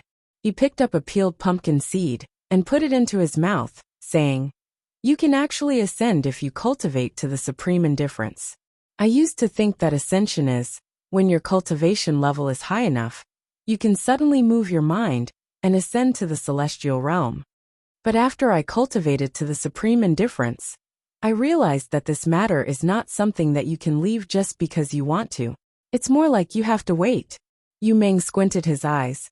"Wait for a vacancy in the celestial realm. Wait for the celestial realm to summon you, and you cultivate it to the supreme indifference. Then you can ascend." Speaking up to here, he lowered his head to look at the dried fruits and candied fruits in the box. Hearing this, Li Yunxin was anxious, but he couldn't urge him. He could only frown and look at him, regretting that he didn't buy a box just now. Yu Meng searched for a while, then sighed. He closed the box and casually threw it to the side. He exhaled a white breath into his hand, then continued. "I waited for 120 years. During this period, I always thought that there was a problem with my cultivation. I thought about it over and over again, but after thinking for a long time, one night, I was meditating on Cloud Mountain, when I suddenly felt that I had fallen into the clouds. That feeling was as if I had been separated from the world and went to another world. Then someone asked me, 'Are you ready to ascend to the celestial realm?' As soon as I thought about it, I knew that it wasn't a mortal or a cultivator. There was no one in this world who could make me fall into that kind of situation without knowing it. At that time, I was already in the supreme indifference. When I encountered this, I didn't feel the slightest bit of emotion in my heart. I only knew that I was ready. Then I heard that voice say to me, 'Then come.'" Yu Meng paused for a long time. "Then, it was time to pass the tribulation." Passing the tribulation was naturally very difficult. It wasn't only limited to withstanding the heavenly thunder, but also all kinds of astral winds in the heaven realm. Only then did I understand why it couldn't be a cultivator's thought that could pass the tribulation. Because if I passed the tribulation on Cloud Mountain, everyone below the level of a sage would die in an instant. You can't imagine how terrifying the heavenly thunder and tribulation wind are. Even with my supreme indifference, and more than 1,600 years of cultivation, I only lasted for a quarter of an hour. Li Yunxin thought for a while. "You failed." "I failed." "But didn't the celestial guide you?" Li Yunxin asked in surprise. "You can also fail this kind of thing?" Yu Menglu smiled. He shook his head slightly and reached out his hand as he said, "That's why the celestial who talked to me was also very strange." At this point he looked to the side, then put down his hand. He exhaled lightly and continued. "The celestial was also very strange. Then, it seemed that the celestial who guided me also encountered the heavenly thunder and tribulation wind, because I failed the tribulation. As a result, I didn't ascend to the celestial realm, but the celestial fell to our mortal world. Think about it, who was that celestial? The old Shun in your head?" "Yes, it was that old Shun." Then my cultivation and divine abilities were all gone. The celestial said that before he ascended to become a celestial, his name in the mortal world was Shenmu. This Shenmu, because I failed the tribulation, he fused with my spirit and couldn't be separated. I wasn't on Cloud Mountain when I passed the tribulation. So after that, I planned to return to Kenzo and return to Cloud Mountain to cultivate again. But at that time, that Shenmu told me about the Freemasonry. Li Yunqin immediately pricked up his ears and listened attentively. At the same time he glanced around. The peddler who had been selling the dried fruits and candied fruits of Yumming walked around, but did not seem to be able to sell anything. He then turned back, as if he wanted to ask the rich customer if he needed anything else. But Li Yunqin immediately glared at him from afar. Scram! The peddler was so scared that he ran away like a wisp of smoke. Yu Meng turned around and looked at the peddler. He sighed and said, "He told me not to go back. He told me that Daotong and Kenzo had actually died out before my generation. That didn't mean that the sects and grotto heavens were gone. But the Freemasonry ran into these sects and took control of many inconspicuous, but important positions. For example, in a grotto heavens, there is a patriarch above, and a few courtyards below. After that, there are a few halls and all kinds of chores. The Freemasonry might not be patriarchs, but they might be the heads of the courtyards. Or they might control the cultivation of their disciples. All these things, the people above can't find out. But the people below have already become mere figureheads. The cultivators of Daotong and Kenzo cultivate to cut off their emotions and abandon their desires, so that they can forget their emotions and ascend. But the Freemasonry don't care about ascension. Although they cultivate Taoist arts and swordsmanship, they don't care about their desires. Thus the Taoist priests and swordsmen are like numb wooden blocks in their eyes. And they are good at currying favor and scheming. Thus, Daotong and Kenzo didn't die because of the demons, but because of themselves. This is also reasonable. But they only control, and don't do anything else. This kind of patience that can endure for thousands of years, not impatient or impatient, and slowly build up, is very scary. As for who the Freemasonry are, Shenmu said that they are celestials. Li Yunqin frowned, his heart skipping a beat. He tried to keep his voice calm. Celestials. Not the kind of celestials you think. Yu Meng also frowned, and thought for a while. It's a group of bad celestials. This group of celestials felt that the heavenly realm was boring, so they came to the secular world, wanting to bring disaster to the world. But in this world, there is still the great Tao. Celestials are omnipotent in the heavenly realm, but when they come to the secular world, they lose all their magical powers. However, although these celestials lost their magical powers, they still have other things. The Taoist arts, swordsmanship, these heavenly heart techniques, weren't they originally passed down by the celestials? They lost their magical powers, but they have all the techniques of the world's 36 paradises and 72 schools. Thus, they pass these techniques to the cultivators they choose. That's why those quantum people call it dual cultivation. Li Yunqin said in a low voice. Yu Meng nodded. And this Shenmu, it is said that he doesn't like the behavior of the celestials. Thus, he wanted to take the opportunity to help me ascend to the lower realm. But he didn't expect that he would fail. He also said that the master of calligraphy, who went through the heavenly tribulation at the same time as me, had successfully ascended. This matter must have been known by the celestials of the Freemasonry. Thus, if I returned to Cloud Mountain at that time, I would definitely be caught by the people hiding there. Celestials? Li Yunqin frowned slightly. I heard that the Freemasonry has 414 elders. Are they the 414 celestials from the lower realm? What do they want to do? Just for fun? He felt that some things didn't seem to make sense. But what exactly was the problem? For a moment he couldn't tell. Shenmu didn't say. Maybe it's because he is also a celestial. But then, I met a woman. When Yu Meng said this, his voice became soft and ethereal. He seemed to have mentioned something that he cared about very much, and had rather complicated feelings. That woman. He hesitated for a while and frowned. That woman. That woman. He was originally sitting lazily against the armrest of the wooden pavilion. Now he frowned and straightened his body again. Previously, He was like an old man reminiscing about the past in the autumn afternoon sun, lazy and leisurely. But now he was frowning, as if he was trying hard to remember something. But he couldn't remember it no matter how hard he tried. Li Yunxin stared at him carefully for a while, then asked softly, "Is it the art saint?" Yu Meng frowned and looked up at him. "What? The art saint?" Yu Meng looked at him again. "What did you say?" Li Yunxin let out a light breath. In his heart he already understood. The same situation. Lord Dongting and the dragon's son couldn't hear anything related to possession. And this Yu Meng, the woman he mentioned, was without a doubt the art saint. But although he seemed to know the art saint, and had indeed interacted with her, when the two of them first met, he couldn't remember anything. Similar methods, or rather, almost the same method, was used on this saint. Then possession. What did it have to do with the art saint? Li Yunxin was silent for a while, then walked in front of Yu Meng. He grabbed his shoulders with both hands, looked into his eyes and asked, "Skip this part. Let me ask you about the art saint. What do you know?" The art saint became a saint 2,000 years ago and founded a sect. At that time, you should still be here. His words were like a carriage that had strayed into a narrow alley and could not move forward anymore. The expression on Yu Meng's face disappeared in an instant. He was slightly stunned for a while, then quickly blinked his eyes. "Ah, yes. The art saint. About the art saint.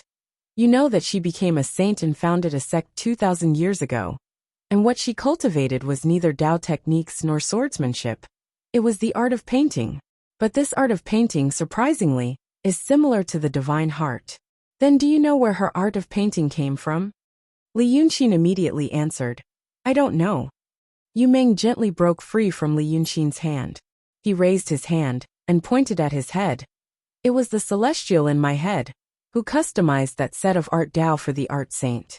That was why she could become a saint within 200 years.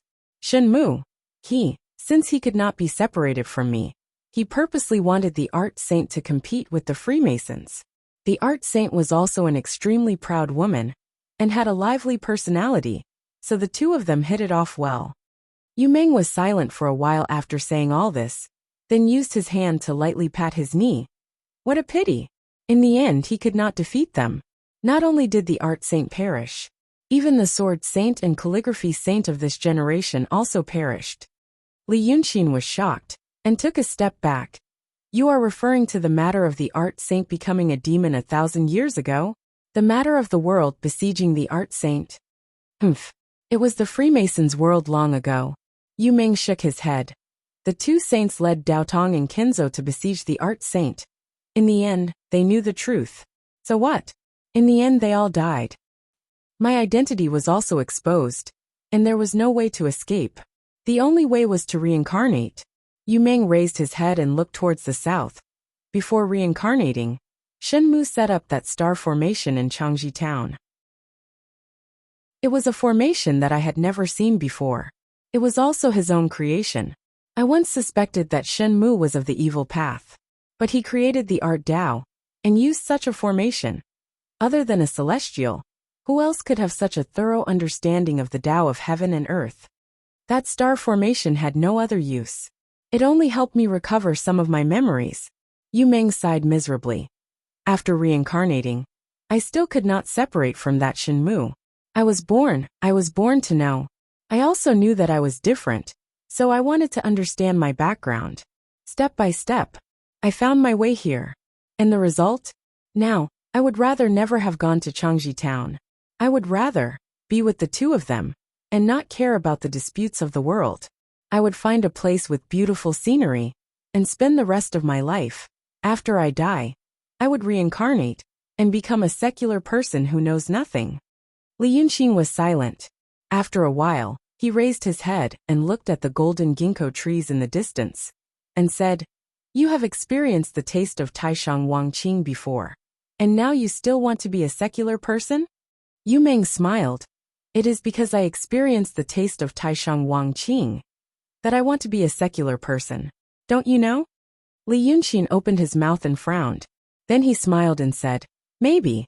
Then, the two sat facing each other in the wooden pavilion on the peak of the mountain. There were few people here, and it was very quiet. The autumn wind blew through the row of ginkgo trees beside the pavilion, and the golden leaves rustled, sending some fallen leaves on the green stone floor of the pavilion.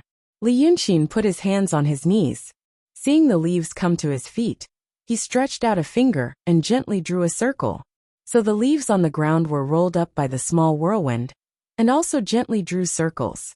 After teasing for a while, Li Yunxin raised his head and looked at Yu Meng. It rained when you were 10. I don't know who struck that thunder. Yu Meng also looked at the circling leaves at his feet. I didn't know anything at that time. Don't ask me, Shenmu. You used the vengeful souls to activate the star formation. As soon as the formation was completed, he had already left. I don't know where to go, and I don't know how to go. Now I am just a mortal. Li Yunxin flicked his finger. The leaves that were spinning in circles flew out with a crashing sound. But you showed up in Changji town. Jing Guangzi remembered you. She probably thought that I was the one who solved the trap, but she still remembered you. It's not realistic for you to live in seclusion. Yu Meng looked at him seriously. So kill her. I have observed that woman's character. She probably won't easily tell others about the fiasco. Even if she did, she wouldn't say it in detail. You have to kill her as soon as possible, so that I can live in peace. She must die. Li Yunxin stood up and paced a few steps in the pavilion. But the things you said, all the things you said, have you ever doubted whether they are true or not? Yu Meng smiled. These things sound reasonable. As for whether they are true or not, I don't care anymore. Whether they are true or not is something that will happen in hundreds, thousands, or even tens of thousands of years. By that time, I will already be dead. Why should I care? I wasted 1,600 years to cultivate myself from a human to a ghost. Another 1,000 years to run around for something that is destined to fail. In this life, my understanding of people and feelings are the most wonderful things in this world. Yu Meng looked at Li Yunxin. Kill Jing Guangzi. Save Wu Su and Lily. Help me find a stable place to hide from the world. I will tell you all the secrets of Taoism that I have learned in the 1,400 years as a saint. Li Yunxin put his hands behind his back and walked a few steps with his head down. He turned to look at him. Sounds good. But I have to solve the trap in front of me first. Someone plotted against me and wanted to kill me. He laughed coldly. I have lived here for more than 10 years. This is the second time I am in such a difficult situation. And both times it was done by the same group of people. If I don't vent my anger, I won't be able to think straight. Now I can finally breathe, and it's time to let them know their regret. Why don't you help me first kill a few people's families, destroy a few people's families, then do your thing? What do you think? Chapter 352. Yu Meng thought for a while and said, I took the glazed sword Heart of Gold Photon by luck. If she had used other treasures, we might have all died there. I don't have any supernatural power, but I can remember some things. How do you want me to help you? Li Yunxin didn't say anything. Instead, he walked 2 steps to Yu Meng and grabbed his hand. Yu Meng's hand was an ordinary young man's hand. Maybe it was because he was a sword saint in his previous life, and was talented with the sword, but there were almost no calluses on his palm. Li Yunxin scratched the back of Yu Meng's hand with his fingernail, leaving a faint white mark. The people in the mortal world can't hurt you. He put down Yu Meng's hand and said, Your martial arts are good, but if you want to help me, you can help me sneak into the 5 Ghost Sword sect. Yu Meng was dazed for a second, and then frowned in surprise. You brought me here with the intention of killing them? Li Yunxin humphed and said, Quick revenge. It's all about speed. Plus, I told her that if she touches one of my messengers, I will destroy her entire family within a month. How can I survive in the Jianghu if I don't keep my word? But your injury is beyond serious. Yu Meng shook his head and said, It's only been 2 days. Now you can only use some tricks, but it's hard for you to show your true body. You want to destroy the 5 Ghost Sword sect with your emptiness realm cultivation? Ha! Li Yunxin sneered. Do you still care about your Kenzo? I'm afraid that if you die, they won't be able to help you. Yu Meng lowered his head and thought, I don't know everything.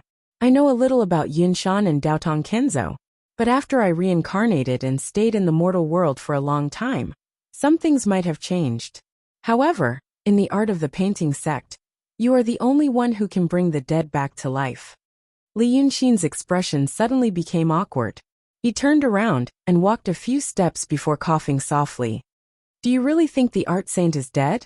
I reincarnated and saw her soul down there. After crossing the bridge of helplessness, I took Granny Meng's sedan chair, which was ahead of me. I don't know how many times he's reincarnated now, but he's already a complete mortal. Granny Meng's palanquin? Not soup. Yu Meng thought for a while and said, ordinary people naturally drink the soup. Don't ask me why, but those with high cultivation have to sit in a sedan chair. I don't know the rules of the underworld hall. All right. Li Yunshin pondered for a while and hesitated. He still asked, now can we find her reincarnation? Yu Meng looked at him thoughtfully. Look for her? Why was he looking for her? Even if you could find it, what use would it be? After reincarnating a few times, he had completely forgotten about his past. Do you think she's still the art saint? Well, back then, she was famous for her beauty, but you have to know that after reincarnation, she might turn into a man or a woman, or she might turn from beauty to ugliness. After seeing what she looked like in the past, no one would have the heart to see what she looks like after reincarnation. Because no matter what she looks like, she's no longer the same person. Li Yunshin remained silent. After a while he turned around and said, all right, I'll help you, but you do have a way to help me. Since Jing Guangzi is a member of the Freemasonry, then there's a way to try. A dangerous smile appeared on his face as he stared at Yu Meng. You said that the elders of the Freemasonry are bad celestials who came to the mortal world and don't have any magical powers. Besides, there used to be a celestial living in your head, so you must know some unimportant details. So, how about you pretend to be an elder of the Freemasonry and go to the Five-Line Sword sect with me? Yu Meng was stunned, as if he didn't know what to say. Then he laughed. You, he thought for a while and said, are you joking? Apart from the celestials who came to the mortal world, we know almost nothing about the elders of the Freemasonry. Now you want me to pretend to be an elder and go there. How confident do you think I am? Can I even have 10%? Li Yunshin, on the other hand, laughed happily. Look, right. Even you think it's a fool's dream. People with a normal brain wouldn't do this. Then Jing Guangzi won't think of it. Yu Meng was stunned for a while and realized that Li Yunshin wasn't joking. This lunatic was really going to do it. He frowned. Of course Jing Guangzi won't think of it. Because it's impossible to succeed. What the elders look like, what state they are in, what the structure of the Freemasonry organization is, what level it is, whether there's any special name, secret code or way of contact. I have no idea. This is no different from asking a secular person, who has never seen the world, to pretend to be a demon in a demon's nest. It's really, when I do things, I never think about how confident I am. Li Yunshin listened to him for a while, then walked to him and sat down. He reached out and patted his shoulder. There are only two states for one thing, success or failure. It's possible to do it with 10% confidence, but it's also possible to be seen through with 90% confidence. It's better to divide every step into success and failure. If it succeeds, continue according to plan 1. If it doesn't, change to plan 2. I've dealt with those quantum people before. He pressed on Yu Meng's shoulder again and said in a more serious tone, those guys, every one of them is arrogant. They think they're the best in the world, and are extremely arrogant. For example, that gold photon. Before she killed me, she rambled on and on about a bunch of nonsense. She had to express all the emotions in her heart before she felt that her thoughts were clear. But it's this kind of people. Guess what I found in common? He raised a finger.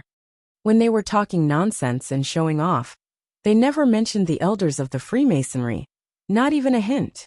You told me that the elders were celestial beings, so I thought about it. Did they say anything like, haha, how can you imagine the origins of the elders? Or something like that. There are so many quantum people, all of them with their eyes on top of their heads, but none of them mention this. So I suspect that they don't know the true identity of the elders at all. It's more likely that they haven't even seen them. Yu Meng sighed in a low voice.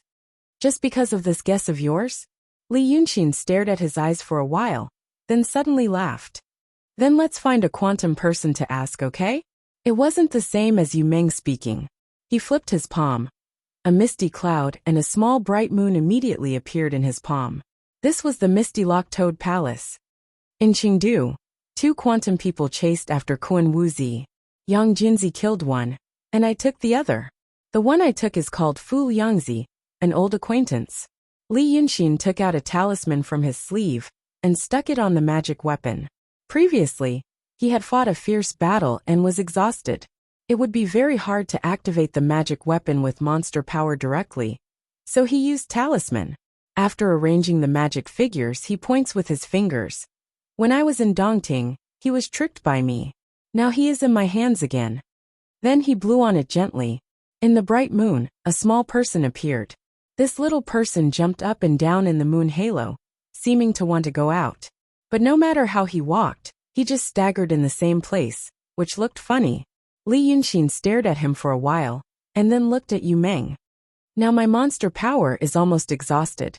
It was very strenuous to activate this treasure. If he were to borrow these talismans, he could only give it a try. But the Fu Yangzi in the moon halo is attached to a real person in Daotong. You used to be a sage, so you should understand the risks, right? It was still afternoon, and the sun was still golden. But hearing Li Yunxin's words, Yu Meng sucked in a cold breath. I understand. He pursed his lips and kept silent for a while. If something goes wrong and you lose control of this treasure, it will unfold in the same place. At that time, the entire Little Rock Canyon will probably be wrapped in its illusion. But it's okay. The illusion is not much different from this moment.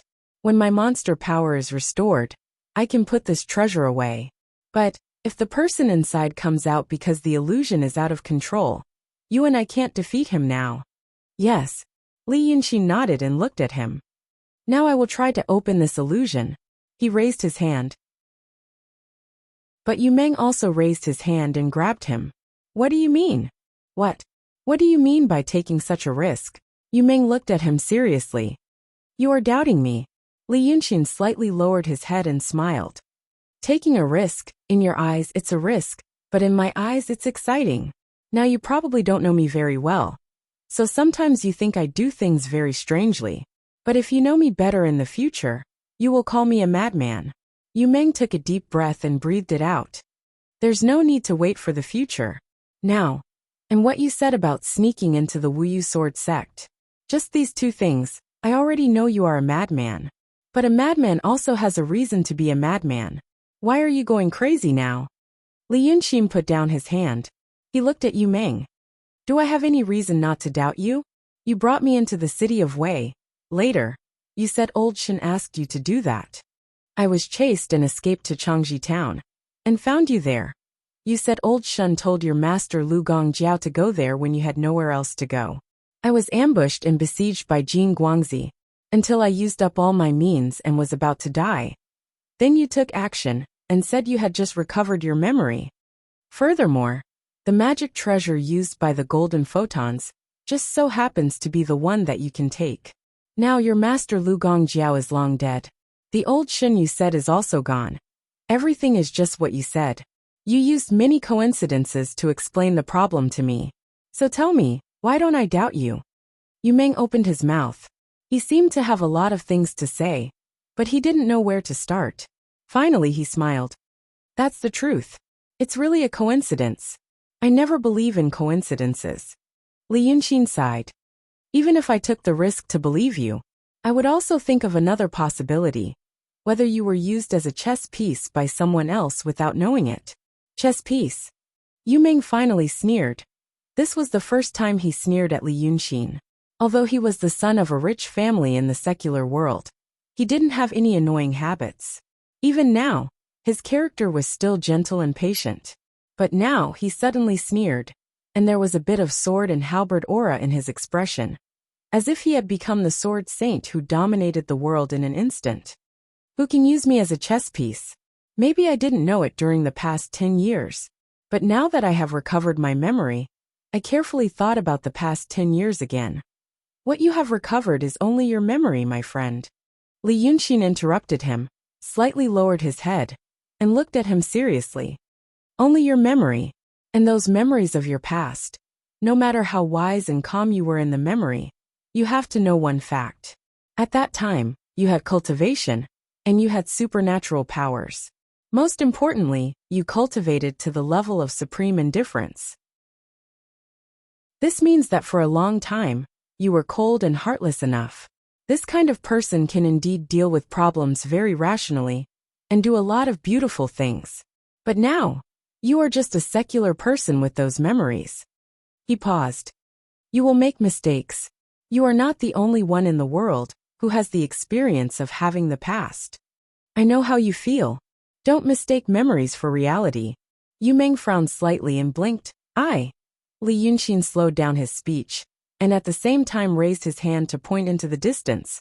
For example, Wu Su and Lily. These two little girls are very good to you, and you are also very good to them. Because of them, you told me many things, and you even planned to find a place to live in seclusion. What do the decisions you've made have to do with your past memories? Yu Meng said again. So please think about it carefully, Li Yunxin said. Is it possible that the art saint is not dead? After saying this, he stood up and walked to the opposite side of Yu Meng. Then he covered the moon with one hand. Then I will think about whether I should try to open this thing now, or open it a day later. Yu Meng was silent for a while, and also raised his head to look at Li Yunxin. So this is what you have been thinking all along. You didn't completely believe what I said. Completely believing this kind of thing is very extravagant, Li Yunxin said without batting an eyelid. Yu Meng thought again and lightly sighed. Then in Changji town, you were exhausted at your wits' end, and you were almost killed by the golden photon. In this matter, in reality, you were not really at the end of your road, right? You had one last trick, but because of me, you did not use it, right? Li Yunxin grinned, revealing his snow-white fine teeth. Then he used his finger to brush the talisman on the magic weapon. Guess. Chapter 353. But Yu Meng shook his head. There's nothing to guess. I haven't had much contact with you. But now that I think about what you did in the city of Wei, even though I don't know the details of your plan, I can imagine that it must be a meticulous plan. People like you are too smart. It's normal that you don't trust others. But you should know that not everyone in this world is as smart as you. Maybe some fools just want to live a peaceful and happy life, and don't want to think too much. Oh, Li Yunxin smiled. You want to say that you are that kind of fool? Yu Meng shook his head and looked to the side, as if he felt helpless towards Li Yunxin. After a while he looked at him. You have seen some of the things that the art saint left in this world, right? She left some demons or something else. In Changji town, you told me that you couldn't save Wu Su and Lily for the time being, because you wanted to reach the level of the art saint, right? You really know more, Li Yunxin said. Yes, he had seen the evil king and the 7 sons at the Pitfall Mountain, different from the things that he created when he reached the transcendent state and the true state. The demons that the art saint created actually had divine sense, as if they really existed in this world. But the things that he created, whether it was the green-armored general, the archer, or the walker, were just ordinary bodies. They had almost no divine sense. The combat power that they could exert in this world was only slightly above average. Therefore, he really wanted to know what the art saint had done to achieve such a level. I planned to tell you after you recovered your demon power. But I will tell you now. Yu Meng adjusted his cloak. The reason is very simple. You have to let him really exist in this world. Once you have this foundation, you can mold him according to your thoughts. After saying this, he stopped talking and turned his head to look at the scenery at the foot of the mountain. It seemed that he was sulking because of Li Yunxin's words and speculations. Then, Li Yunxin also stopped talking. He frowned and thought for a while, then sighed.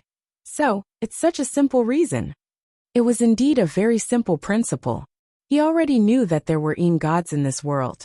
For example, many people in a certain place believed that there was a mountain god on a mountain. Then, if it was by chance and there were enough believers, then the mountain god might really be manifested. There were 3 types of Yin spirits, and this was one of them. Yu Meng's words, in addition to his own understanding of painting, should be saying, for example, to first create such a mountain god. This thing took shape and became a part of this world. Then with this thing as the foundation, he drew what he wanted. Naturally, there were many technical details that needed to be recognized, practiced, and researched. But as long as there was such a general direction, then everything would not be difficult. The reason why Li Yunxin was certain that this method was correct was because of Mrs. Sanhua. He drew Dragon Lady Shavana's body for her. The Dragon Lady, Shavana, had been painted and enshrined in the Dragon King Temple in the city of Wei. Many villagers worshipped her. The power of faith and prayers of those people were naturally not enough to create a Yin spirit out of thin air.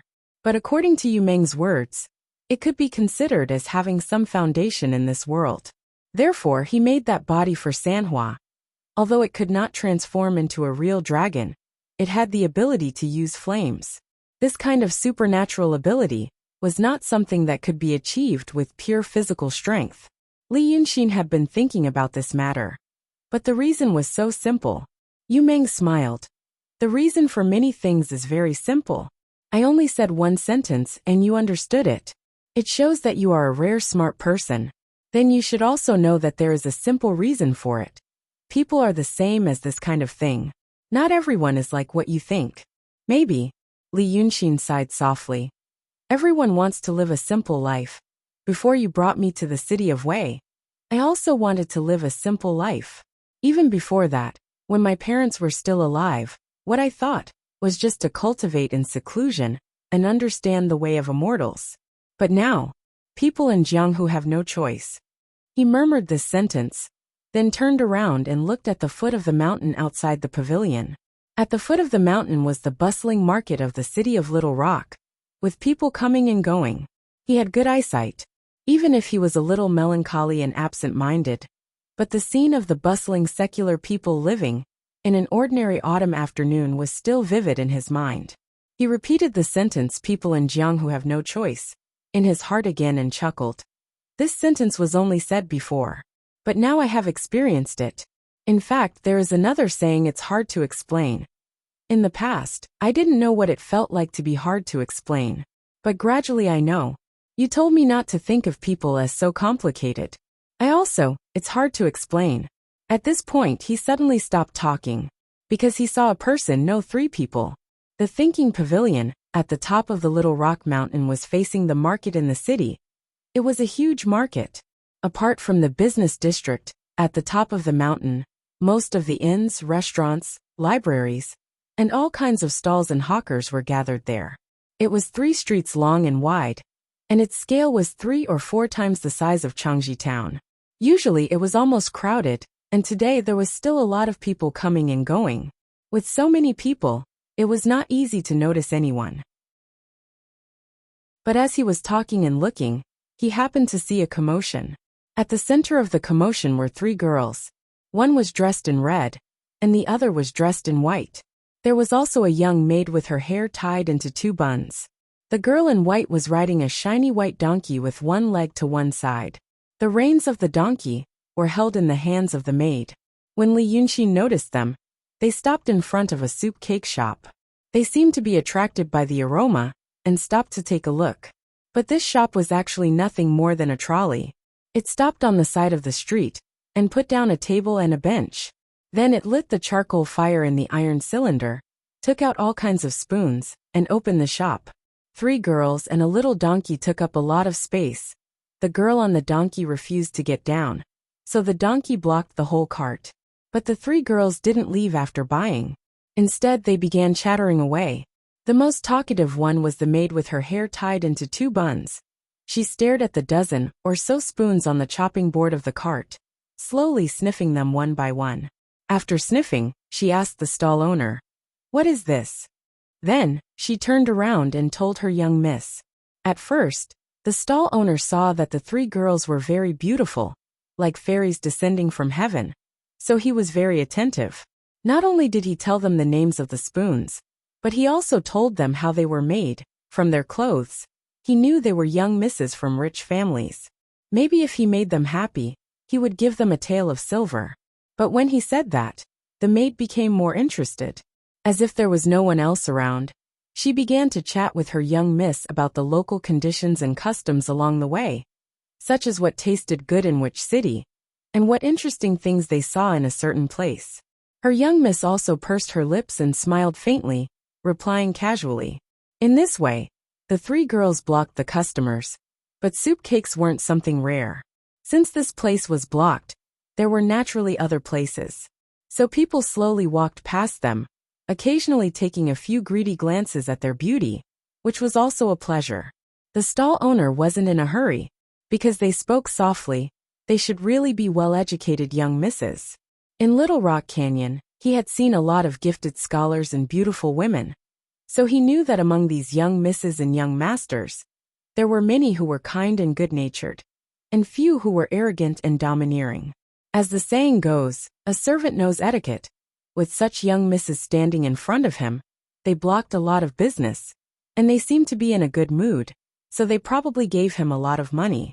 It wasn't the first time he encountered this kind of thing, so he actually felt a bit happier. Entertaining these three was better than being busy for more than half an hour. In this way, the two girls chatted and laughed for nearly half an hour. The girl in red next to them didn't say anything, but her pair of beautiful big eyes looked around, as if she couldn't get enough of the novelty of this market. Girls loved to chat, so the stall owner gradually became a bit impatient. Because he had asked for more than 10 kinds of spoons, but he had never ordered a bowl of soup cakes to try. The stall owner was a middle-aged man with a family, so he thought he should ask. If he could order any of the dishes, then he could ask for some money. So while the two girls were smiling, he asked with a smile, "Miss, do you want to try some soup cakes?" But the young miss in white on the donkey only glanced at him, then turned around and talked to the maid about that dumb scholar in Luzhou City. The stall owner thought that the young miss didn't hear what he said clearly, so he waited for a while, until they giggled again. Then he dared to raise his voice and said, "Miss, my soup cakes not only satisfy hunger but also quench thirst. It's a rare taste." But unexpectedly, the maid with 2 buns of hair, who looked obedient and smart, suddenly changed her expression. The smile on her face disappeared in an instant, and she turned around to stare at him. "Noisy. If you make any more noise, I'll eat you." How could the stall owner expect the little girl to change her expression so quickly? He was stunned for a moment. But then he heard the young miss in white on the donkey smile slightly, raised her hand, and pretended to hit her. "You're just a shell. Why are you so scary? If you scare people, how can the taste be good?" Then she looked at the stall owner. "Since you're so anxious, I'll just eat a little." The maid stuck out her tongue and giggled. When the stall owner heard this, he was slightly relieved. He was most afraid that his master was as unreasonable as the maid. Then he would have wasted half an hour. So he hurriedly smiled. It's okay. But halfway through his words he was dumbfounded, because he saw the young miss in white reach into her left sleeve. He thought she was going to give him money. However, when she really took out the item, it was actually a bloody heart. The stall owner was so shocked that he almost fell to the ground. He even forgot to think about how the bloody thing in the sleeve of the white dress didn't get wet. The next moment, the young miss raised her hand, and there was a cracking sound. Such a bloody, hot, and steaming thing was thrown on the chopping board of the stall. Then, she smiled warmly at the stall owner. "Cut this and heat it up. Don't be too old, and don't be too raw. Just fresh and tender." Then she raised her hand and pointed at the dozen spoons on the cart. "Add this, and this, and dip it in the sauce and soup." The stall owner was dumbfounded and speechless.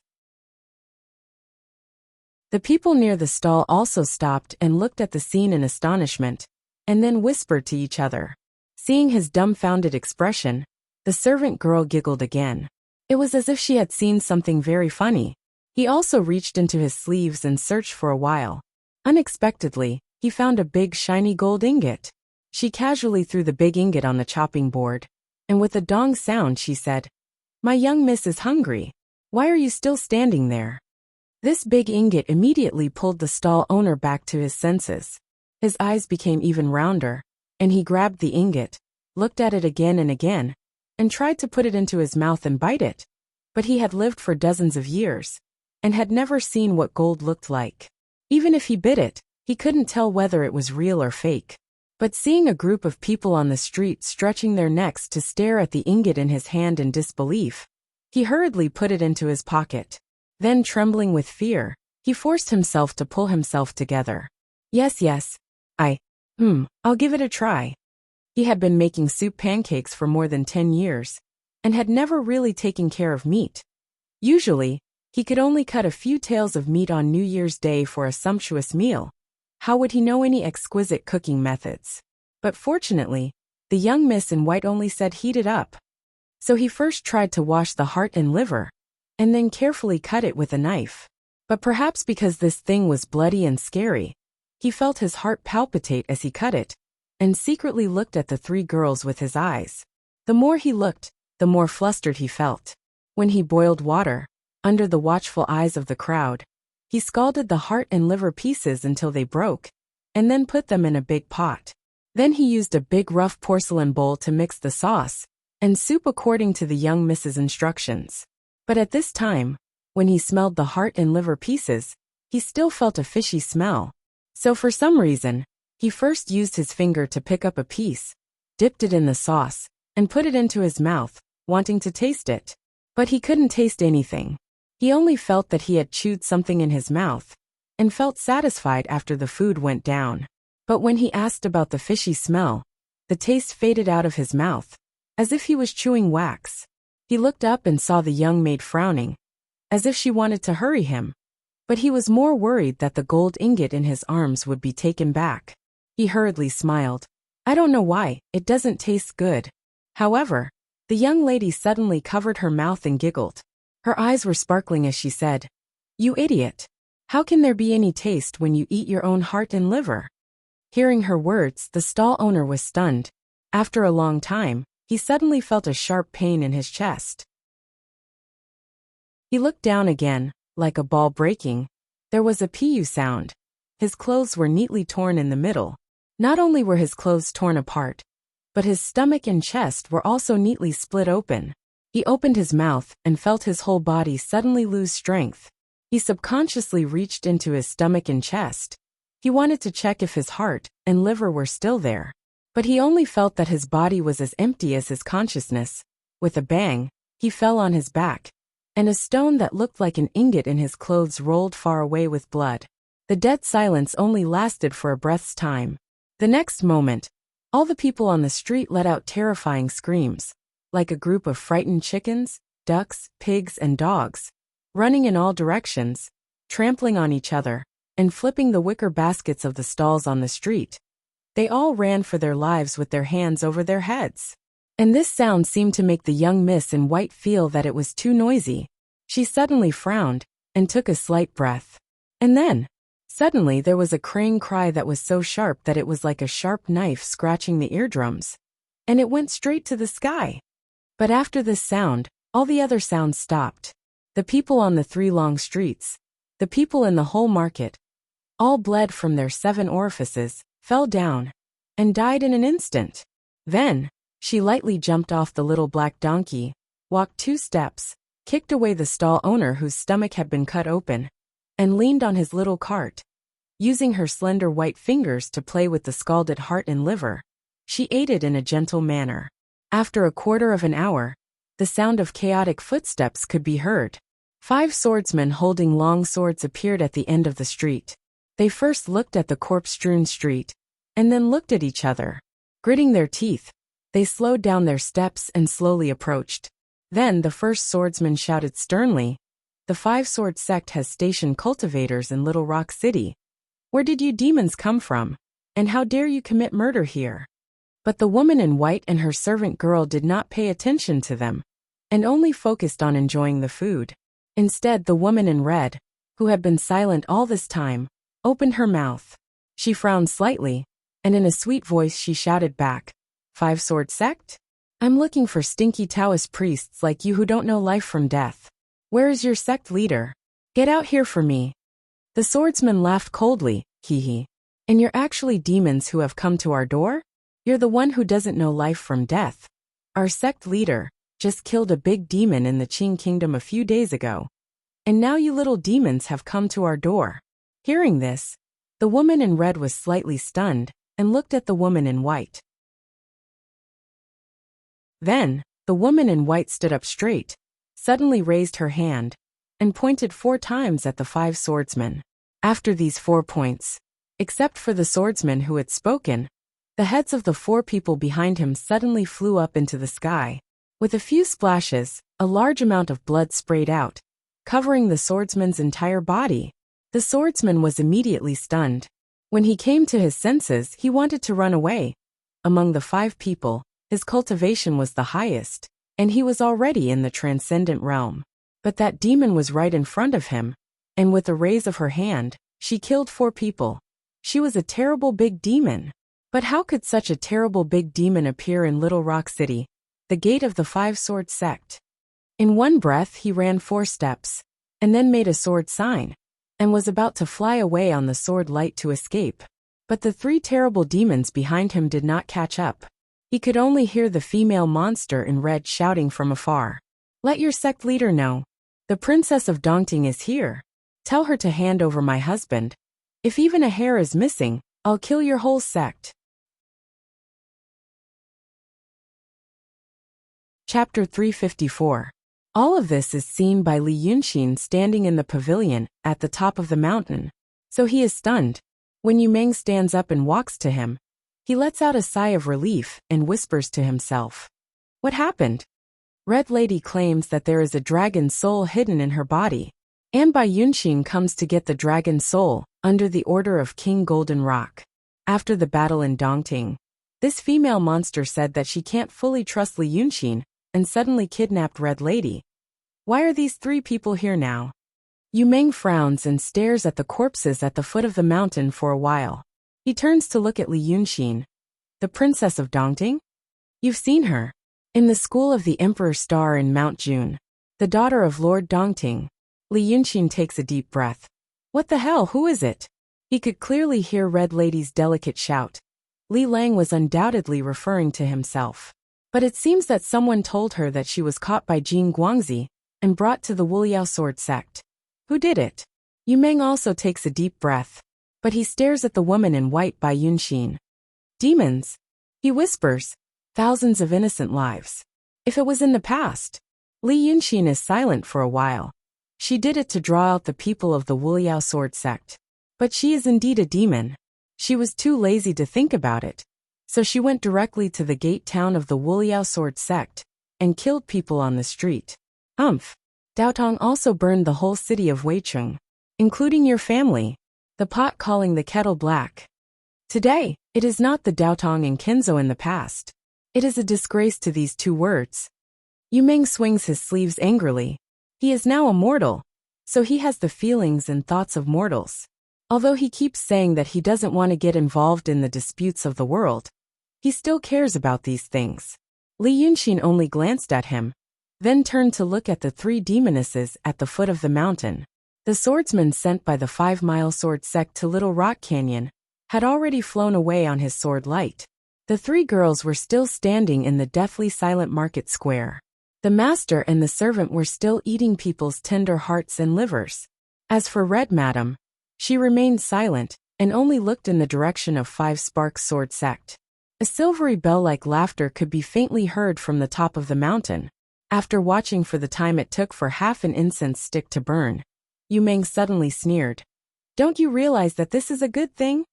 You told me to disguise myself as a Freemasonry elder, so that you could sneak into the 5-sword sect to kill Jin Guangzi. But if these 3 demons cause a ruckus here, if Jin Guanyue really comes, or if she doesn't, and all her remaining disciples come out, you will have a great chance. Yu Meng sneered. Li Yunxin also sneered. Great opportunity?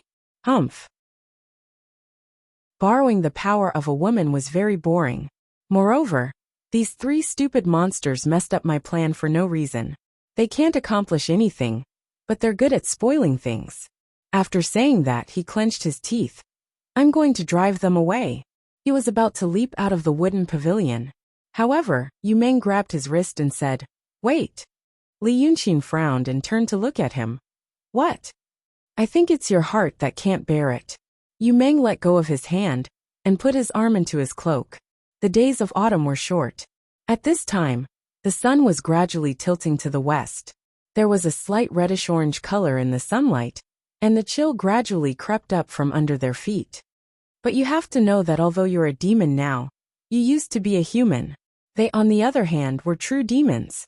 It's not like I haven't seen human and demon falling in love before. Yu Meng smiled. None of them had a good ending. The demons' feelings come and go violently. This year, they make vows of undying love, more lingering than any secular couple. But next year, they get angry and turn around to eat their husband and wife alive. To them, humans are nothing but playthings. Li Yunxin sneered. What are you trying to say? The female demon in red seems to have feelings for you. Yu Meng said in an unquestionable tone. But either you're being used now, or this love won't last long. Why do you have to think so highly of yourself? Li Yunxin suddenly got angry. He raised his eyebrows like a cat whose tail had been stepped on. He shouted, "Bullshit. You're the one who has feelings. You're a few thousand years old, yet you can do it to two Lolas. You're shameless to the extreme." Yu Meng frowned. Lolas? What the hell? But then he shook his head and smiled. I do have feelings. How about it? I'm much happier than before. Don't you have feelings? I don't want to talk nonsense with you. Li Yunxin grunted, got up, and was about to fly away. But just as he was about a foot in the air, Yu Meng grabbed his hand and pulled him back down. Yu Meng said that his injuries were serious. This was not an exaggeration. 10 days ago, Li Yunxin was first blasted by the heavenly thunder jointly launched by the three sects on Mount Jun. Then he had a fierce battle with Chung Kongzi. Before the injuries on his body had healed, he encountered the golden light beam. He was pierced by a group of sword cultivators who were good at fighting. Then he was blasted down from the sky by the golden light beam with the glazed sword heart. If it was a normal true realm demon, he would have gone to see black by Yanjun if one of these things happened. But he relied on the strong body of the dragons and the art of painting to survive. Then he killed until the sky was dark. But even so, he was extremely weak at the moment. Yu Meng pulled him like he was pulling a kite in a strong wind. Li Yunxin didn't stand firm when he landed, and almost fell to the ground. He was furious. He grabbed Yu Meng's hand and stared at him fiercely. You're courting death. But there was no panic on Yu Meng's face. Instead, his expression became serious. He didn't look at Li Yunxin. Instead, he slightly raised his head and leaned forward to look at the sky. If you really fly out, you're courting death. After saying this, he shook off Li Yunxin's hand. A profound realm has arrived. Because of this sentence, Li Yunxin was stunned. But after 3 breaths, he suddenly jumped up. How did you know? A Kinzo profound realm. Yu Meng slightly frowned and narrowed his eyes, as if he was comprehending something subtle and hard to grasp. He is cultivating the way of rushing sword. Oh, it's a method I created before. The way of rushing sword goes against yin and yang to rush to the sky. Look at the sky. After saying this, he clasped his hands behind his back and took a step back. He seemed to be thinking about something. Li Yunxin frowned and looked at the sky. He found that the clouds in the sky formed a huge circle. There were a few wisps of light clouds floating in the originally autumn sky. Right now, those clouds were being pushed away by some invisible and magical force with Little Rock as the center. They retreated to a very, very far away place. And only now did Li Yunxin notice that the whole world had become quiet. This meant that the sound of the wind had disappeared. Because the sound of the wind had disappeared, the trees also stopped shaking. The trees no longer shook, and the whole city was silent. Li Yunxin gradually began to feel stuffy in his chest, and a slight palpitation. It was as if there was a very important decision waiting for him in front of him that would affect his future. He realized that this feeling was called coercion. He had experienced it once at Shinryu's place, but he didn't know if it was because he was too injured or too weak. This Kinzo Profound Realm swordsman mentioned by Yu Meng hadn't even appeared, but he already gave him a more imposing coercion than Shinryu's. As a great demon of the true realm, He could feel this almost tangible pressure, let alone a city full of mortals. No one dared to make a sound. They had all become trembling ants. Yu Meng's voice came from behind him. It was very low, as if he was afraid of disturbing something. He probably came to put out the fire, and happened to pass by here. Or he came to search for you, and saw the demon aura in the city and rushed over. The way of the soaring sword should be the soaring heaven grotto of Kenzo. The soaring heaven grotto's mountain gate is in the Yi country. Oh, a few months ago, Wei Liaozi of the soaring heaven grotto went to chase after the ghost emperor, but his cultivation was destroyed. This person should be the new sect master of the soaring heaven grotto. He whispered these words, walked to Li Yunxin and looked at him. Golden photon lost, so a mysterious realm came out of the cloud mountain. This is reasonable. With this mysterious realm in charge, golden photon will also come. Now that things have come to this, I won't persuade you anymore. I just want to tell you, with your current injuries, it will be difficult for you to deal with the peak of the transcendent realm. If you rush out, not only will you not be able to save the 3 demons, but you will also die. If you are alive, maybe they plan to use the demons to lure you, and they can still save their lives. Besides, that demon dares to cause trouble at the mountain gate of the 5 cities sword sect at this time. She must have something to rely on. Li Yunxin sat down, but his body was exposed, as if he was very unconvinced, and wanted to show off to someone. He sat on the wooden railing of the pavilion, with one leg hanging down, as if he wanted to watch a show. I don't need you to talk nonsense, he said indifferently. I am just afraid that they will ruin my plan. With the current situation, only a fool would run out. After saying this, he was silent for a while, and then said, Bah, it's not like I haven't seen a mysterious realm before. Then he looked up at the sky, as if trying to find where the swordsman was hiding. Seeing his behavior, Yu Meng shrank back into the pavilion, back into the shadow, leaving only his feet in the sunlight. How many mysterious realms have you seen? You have seen the mysterious realms of the demons. But you are dragons, and you are born with the power of dragons. If you see the ordinary mysterious realms of the demons, such as Lord Dongting, or the evil king, you won't feel too much pressure. If you see the mysterious realms of the dragons, you will feel a sense of intimacy. You have also seen Kuan Wu Zi of the Langya Paradise. Yu Meng paused for a while. Kuan Wu Zi was to you at that time, like you were to the swordsman who just escaped with the sword light. Do you think he is a threat to you? But his attitude towards you is quite polite. Can you guess why? Li Yunxin snorted. If you have something to say, just say it. Yu Meng was silent for a while, and then said in a low voice, I don't know what is happening on the cloud mountain now, but at that time, the 36 paradises and the 72 sects all had the difference between inside and outside. Actually, it is the difference between hiding from the world and entering the world. This 5 dragon sword sect, the sect that chased after you, and the Langya Paradise, are all considered to have entered the world. To you, they may still be experts living in seclusion, but within the Daotong Kenzo, they are already entangled with worldly affairs.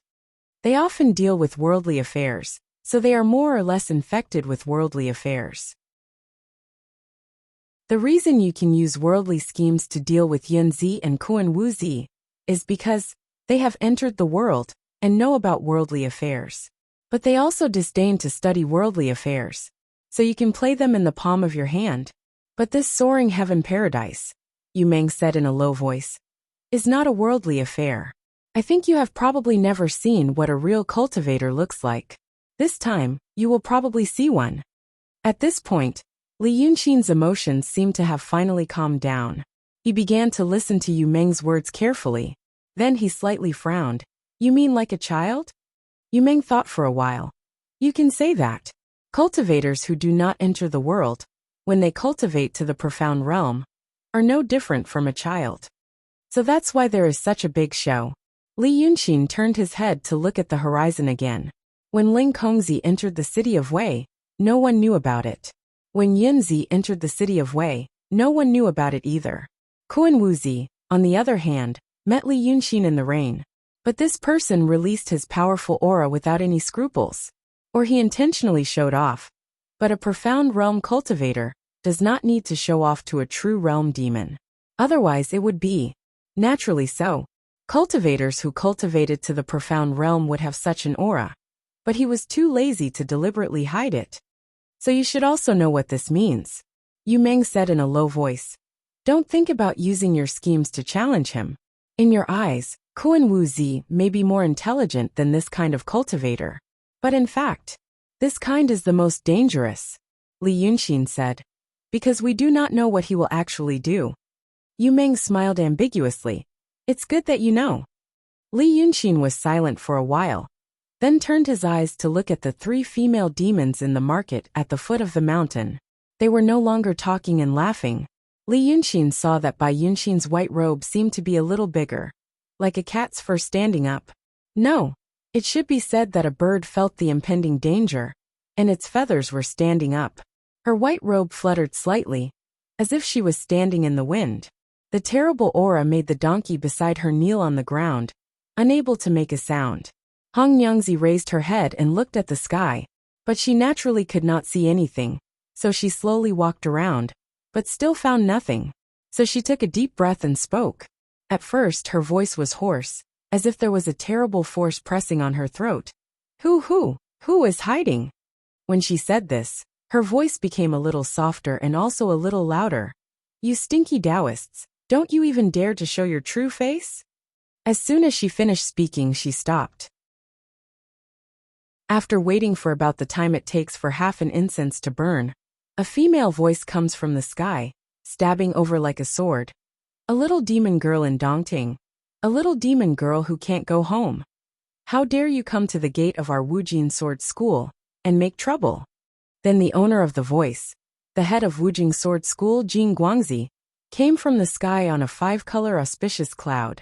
She stood on the cloud, and her complexion seemed to have recovered a lot. But no one knew if she just looked okay, like Li Yunxin. She glanced down coldly and suddenly laughed. What kind of status does the sect master of Soaring Heaven Cave have? How could she show up in front of you? As for you coming here, it's a coincidence.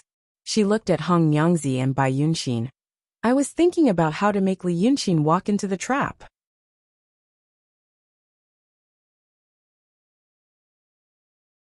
Chapter 355. Hearing her words, Red Lady and Bai Yunxin look at each other again. Then she turns around and says loudly, You kidnapped my Li Lang, but now you don't dare to admit it. Hearing this, Jing Guangwen laughs again. Zhongyan descends a little bit, so that she can see the faces of the 3 female monsters more clearly. You're Li Lang? Heh, our Xianmen Orthodox sect caught a demon. Even if we beat and killed him, why don't we dare to admit it?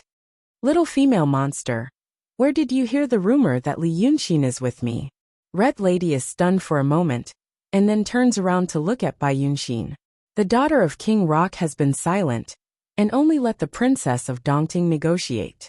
At this moment, she finally frowns and raises her head to look at Jing Guangwen. Is it true? Then what about Li Yunxin? Humph. He was seriously injured by me and fled in panic. Jing Guangwen sneers, but it's fine now. After capturing you two, he will definitely come to save us. I'm not afraid that he will escape to the end of the world. But Bai Yunxin turns a deaf ear to her words. She lowers her head and thinks for a while. Then she looks at Red Lady. This Taoist priest should be telling the truth. She doesn't have Li Yunxin. Then she doesn't need to save him. Let's go.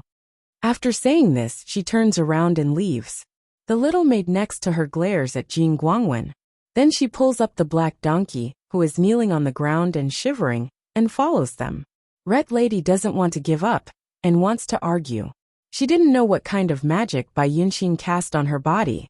Although she twisted her body, she had no choice but to follow Bai Yunxin like the little donkey. Bai Yunxin's actions this time showed that she didn't take Jing Guangdian and the profound realm sword cultivator seriously at all. She really came and went as she pleased.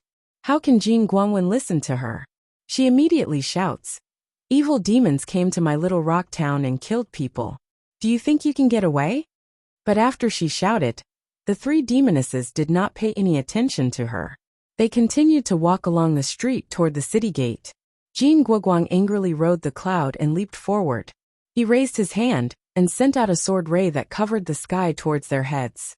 The sword light whizzed over and instantly pounced on the heads of the 3 demons. However, Bai Yunxin raised her hand slightly, and a row of feather-like afterimages met the sword light and dispersed it instantly. However, her afterimage did not dissipate and went straight for the cloud of golden light.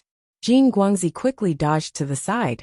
Unexpectedly, the afterimage drew an arc and scattered half of the cloud under her feet. Jing Guangzi's body swayed, and she almost fell off the cloud. Only then did Bai Yunxin stop and turn around to look at her. "You Taoist, you're so untactful. Since you fought with Li Yunxin, and you're only at the true state, how could I not know that you're heavily injured?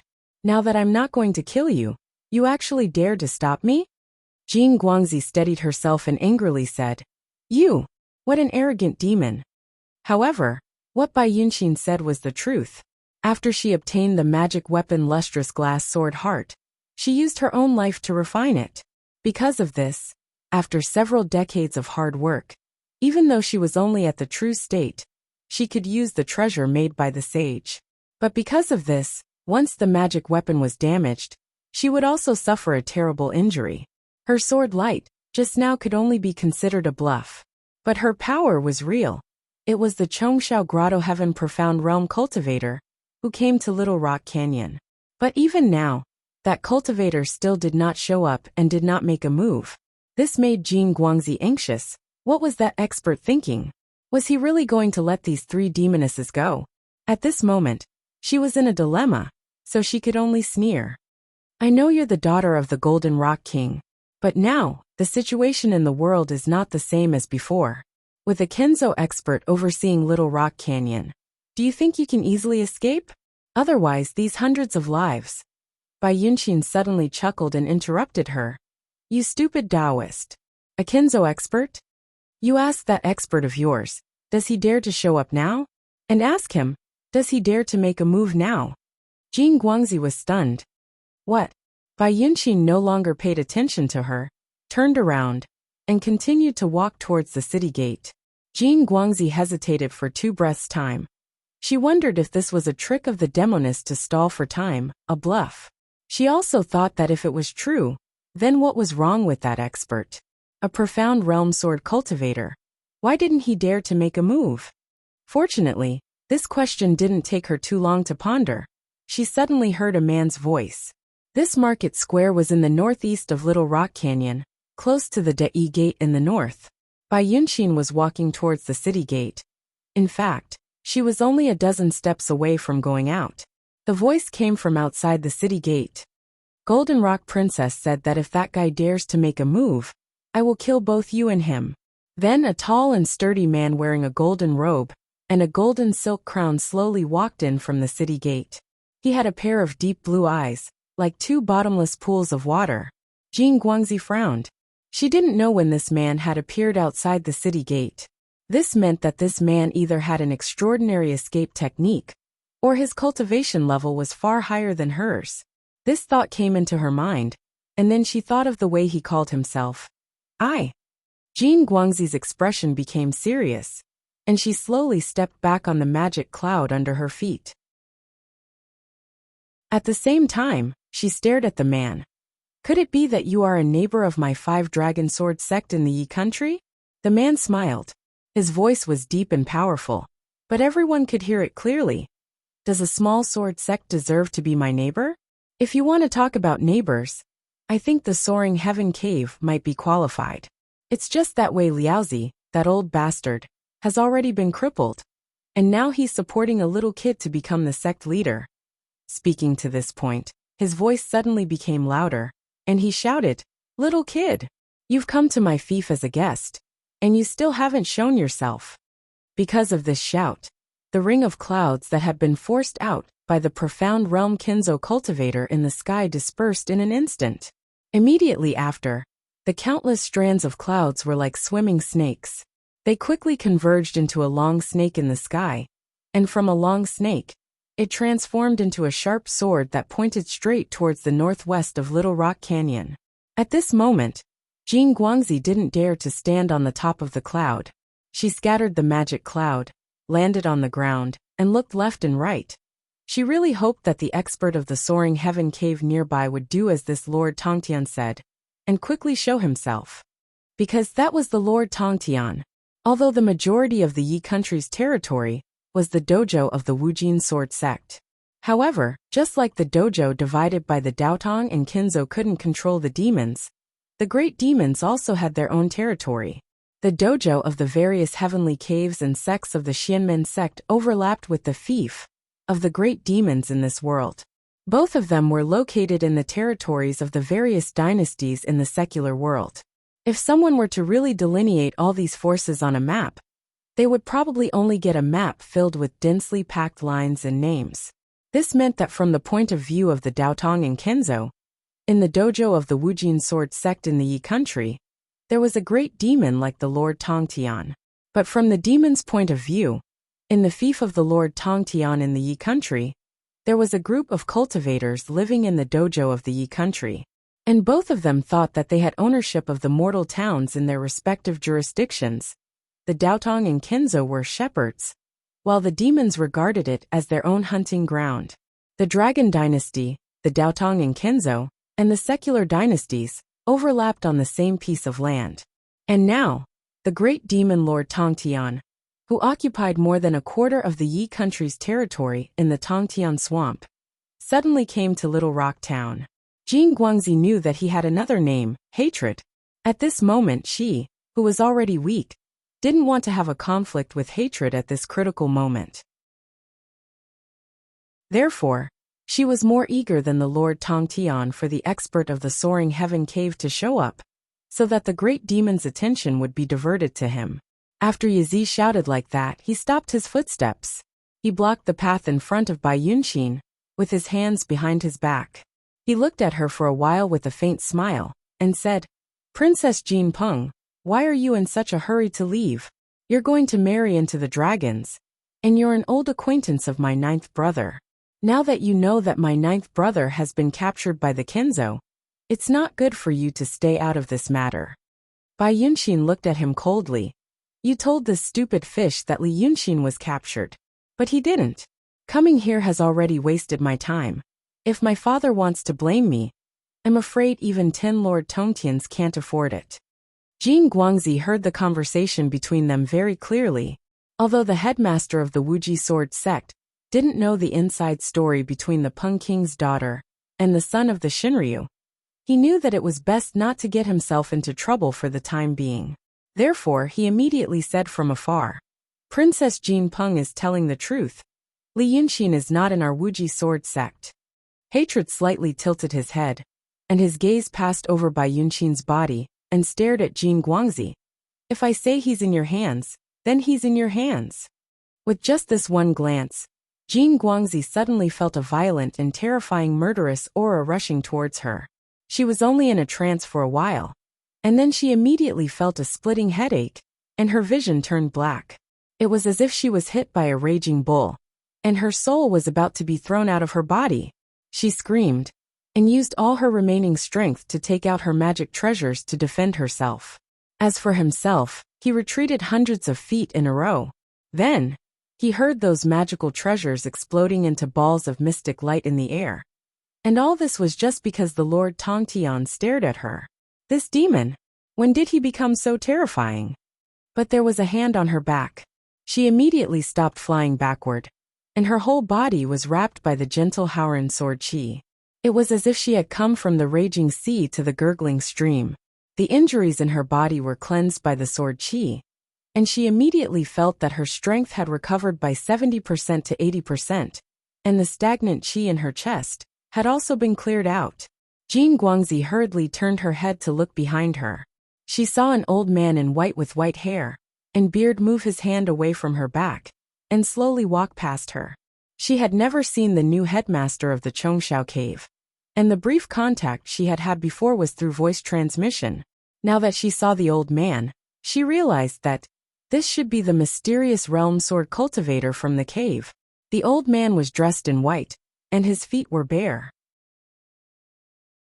He held a thin and green bamboo in his hand, and there was a thin branch sticking out of the bamboo joint, with a narrow bamboo leaf hanging on it. When he walked, his clothes fluttered, but there was no wind under his feet, and not even the dust on the ground was stirred up.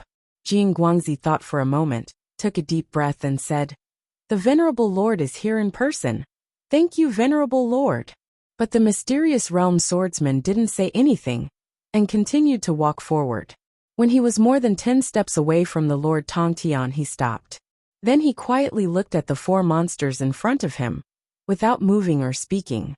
At this time, the Lord Tongtian also saw the newcomer, but he just glanced at them, and then continued to say to Bai Yunxin, "King Peng blames me? You must be joking. If King Peng knew that I was walking around the world with the 2 princesses, I'm afraid that he would be eager for me to go to him. How could he blame me?" The conversation between the 2 people was like a riddle. However, Red Lady finally took advantage of Yazi's pause to speak. "If I say I will do it." She looked at Bai Yunxin, and then looked at hatred, and her eyes were filled with the spirit of risking her life. "Finally, Yunxin, and I will give you the dragon soul in my body. Whoever saves him, I will go with him. I know that you too have high cultivation, but my dragon soul was sealed in my body by my father with the secret method of the Shinryu. I can scatter the dragon soul with me with just a thought. If you too. Don't worry, little girl." Hatred laughed. He took a few steps forward, stretched out his hand like a loyal big brother, and gently rubbed Red Lady's head. "Ninth brother is my 9th brother. As a big brother, how can I not save him?" Then he paused, stared at Red Lady with a smile for a while, and then said, "But your father has been killed by the Shinryu, don't you know?" Red Lady slightly opened her mouth, and her eyes widened. After a while, "What? The Shinryu wants to declare war on the Xuanzong, but it is said that your father tried to remonstrate. When he failed, he tried to remonstrate to death. The Shinryu pitied his sincerity, and simply fulfilled his wish." Hatred smiled and sighed. "It is said that when he died, his real body was revealed. The blood that flowed out from his real body dyed half of the Ruoshui red. The corpse was eaten by millions of demons in the Ruoshui for 7 days and 7 nights. What a big fish." Red Lady was still in a daze. She seemed to only know how to say one word, then said, "What?" Hatred sighed. "So, your father, who gave birth to your 9th brother with the Shinryu, has been killed. Who would dare to doubt the determination of the Shinryu to declare war on the Xuanzong? Therefore, my 9th brother was not captured by the Kenzo, but was also captured by the Kenzo. As for the Golden Rock Princess, quickly persuade this little girl to give me the dragon soul, and then I will speak to the Shinryu on your behalf, and ask her to reject the marriage with your adoptive father. Isn't that the best of both worlds?" Chapter 356. Lord Dongting. Li Yunxin frowns and breathes a sigh of relief. He then shrinks back into the pavilion. Is he really dead? When Lord Dongting went down the mountain, Lu Laodao once said that he heard the news. But at that time he thought it was a rumor. He used his holy power slightly, and heard hatred vaguely saying those words. But he doesn't dare to probe more carefully, because he may be noticed. Yu Meng sees the change of his look. What are they talking about? Li Yunxin takes another step back. Lord Dongting was killed by Shinryu. Shinryu is going to fight against Daotong and Kenzo. After that, he frowns and paces back and forth in the pavilion. He whispers to himself, "It doesn't make sense." Yu Meng leans out slightly to look at the scene at the foot of the mountain. She turns to look at him. Demons and Xianmen will fight sooner or later. Why doesn't it make sense? Li Yunxin looks at him, as if he is considering whether to tell him what is on his mind. Finally he says, "Do you know why I don't run down now but hide? Because my second brother is at the foot of the mountain." After saying these words, he meditates for a while, as if he is sorting out extremely complicated clues. After the time it takes for half an incense to burn, he says again, "Before Lord Dongting went out of Dongting, he told me that hatred took the dragon god's order to get the dragon soul, which means something happened to Shinryu. He and Shinryu had an agreement. He wants to break the prohibition and get out of Dongting, so he doesn't need anyone else to save him. He suspects that someone asked hatred to get the dragon soul in the name of Shinryu, Then he keeps silent for a while and walks back and forth in the pavilion. Soon I saw Shinryu again. But I can be sure that Shinryu doesn't want to do this. At least not so soon. To fight against Xianmen. Li Yunxin frowns. She is worried about Dragon Sun. Compared with the power of Daotong and Kenzo, she is more worried about Dragon Sun. At the beginning, she divided her power so that Dragon Sun could guard the world. But now Dragon Sun is getting stronger. Shinryu is worried that Dragon Sun will attack her. That's why she wants to resolve the conflict between her and the Dragon Sun first. She chose to settle the internal conflict. She can even win me over. I can't think why she is so anxious. Yu Meng says, Isn't that the reason? When she is still a deterrent, she asks Dragon Sun to fight against Daotong and Kenzo. Once Dragon Sun dies, she will have no pressure. Even if Dragon Sun wins, they will lose a lot of strength. And she is still the common master of all monsters in the world. But will you kill Lord Dongting at this time? Li Yunxin turns to look at him. Lord Dongting has been guarding the dragon soul for Shinryu, and stayed in Dongting for 2,000 years. This kind of loyalty is rare in the secular world, not to mention monsters. If Shinryu wants to restrain Dragon Sun, she should gather the power of other monsters. But now Lord Dongting is killed. Who dares to work for her? Yu Meng thinks for a while. Well, it's a bad move. It's not a bad move. There must be an inside story. Li Yunxin says, Shinryu is not like a fool. Lord Dongting is not stupid either. And he told me that things have changed. So, he takes a few steps forward and looks down the mountain. My second brother is not stupid either. He knows Shinryu's mind. And now he has become the vanguard. It is also a good choice to strengthen his strength in the war. It just depends on who is more scheming and clever. Yu Meng nods. So I can't show up. Li Yunxin frowns. He didn't kill me before because Shinryu is still there. Now I don't know what happened to Shinryu. But I have to prepare for the worst. If Shinryu is gone, he will swallow me if I show up now. Each of the 9 dragon sons wants to combine the 9 portions of dragon chi into one.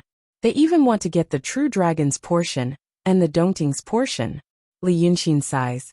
I am the most delicious piece of meat now. He must come for me.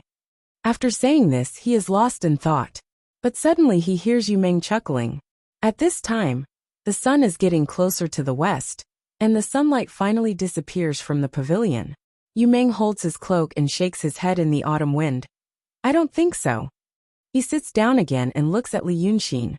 Your second brother is more likely to come for Unashan.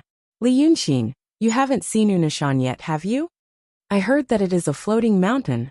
Li Yunxin thinks for a while. It is indeed easy to defend and difficult to attack. So has anyone told you that Unashan is actually walking around the celestial sphere? Li Yunxin is stunned. What? Yu Meng seems to be satisfied with his surprise. He smiled faintly.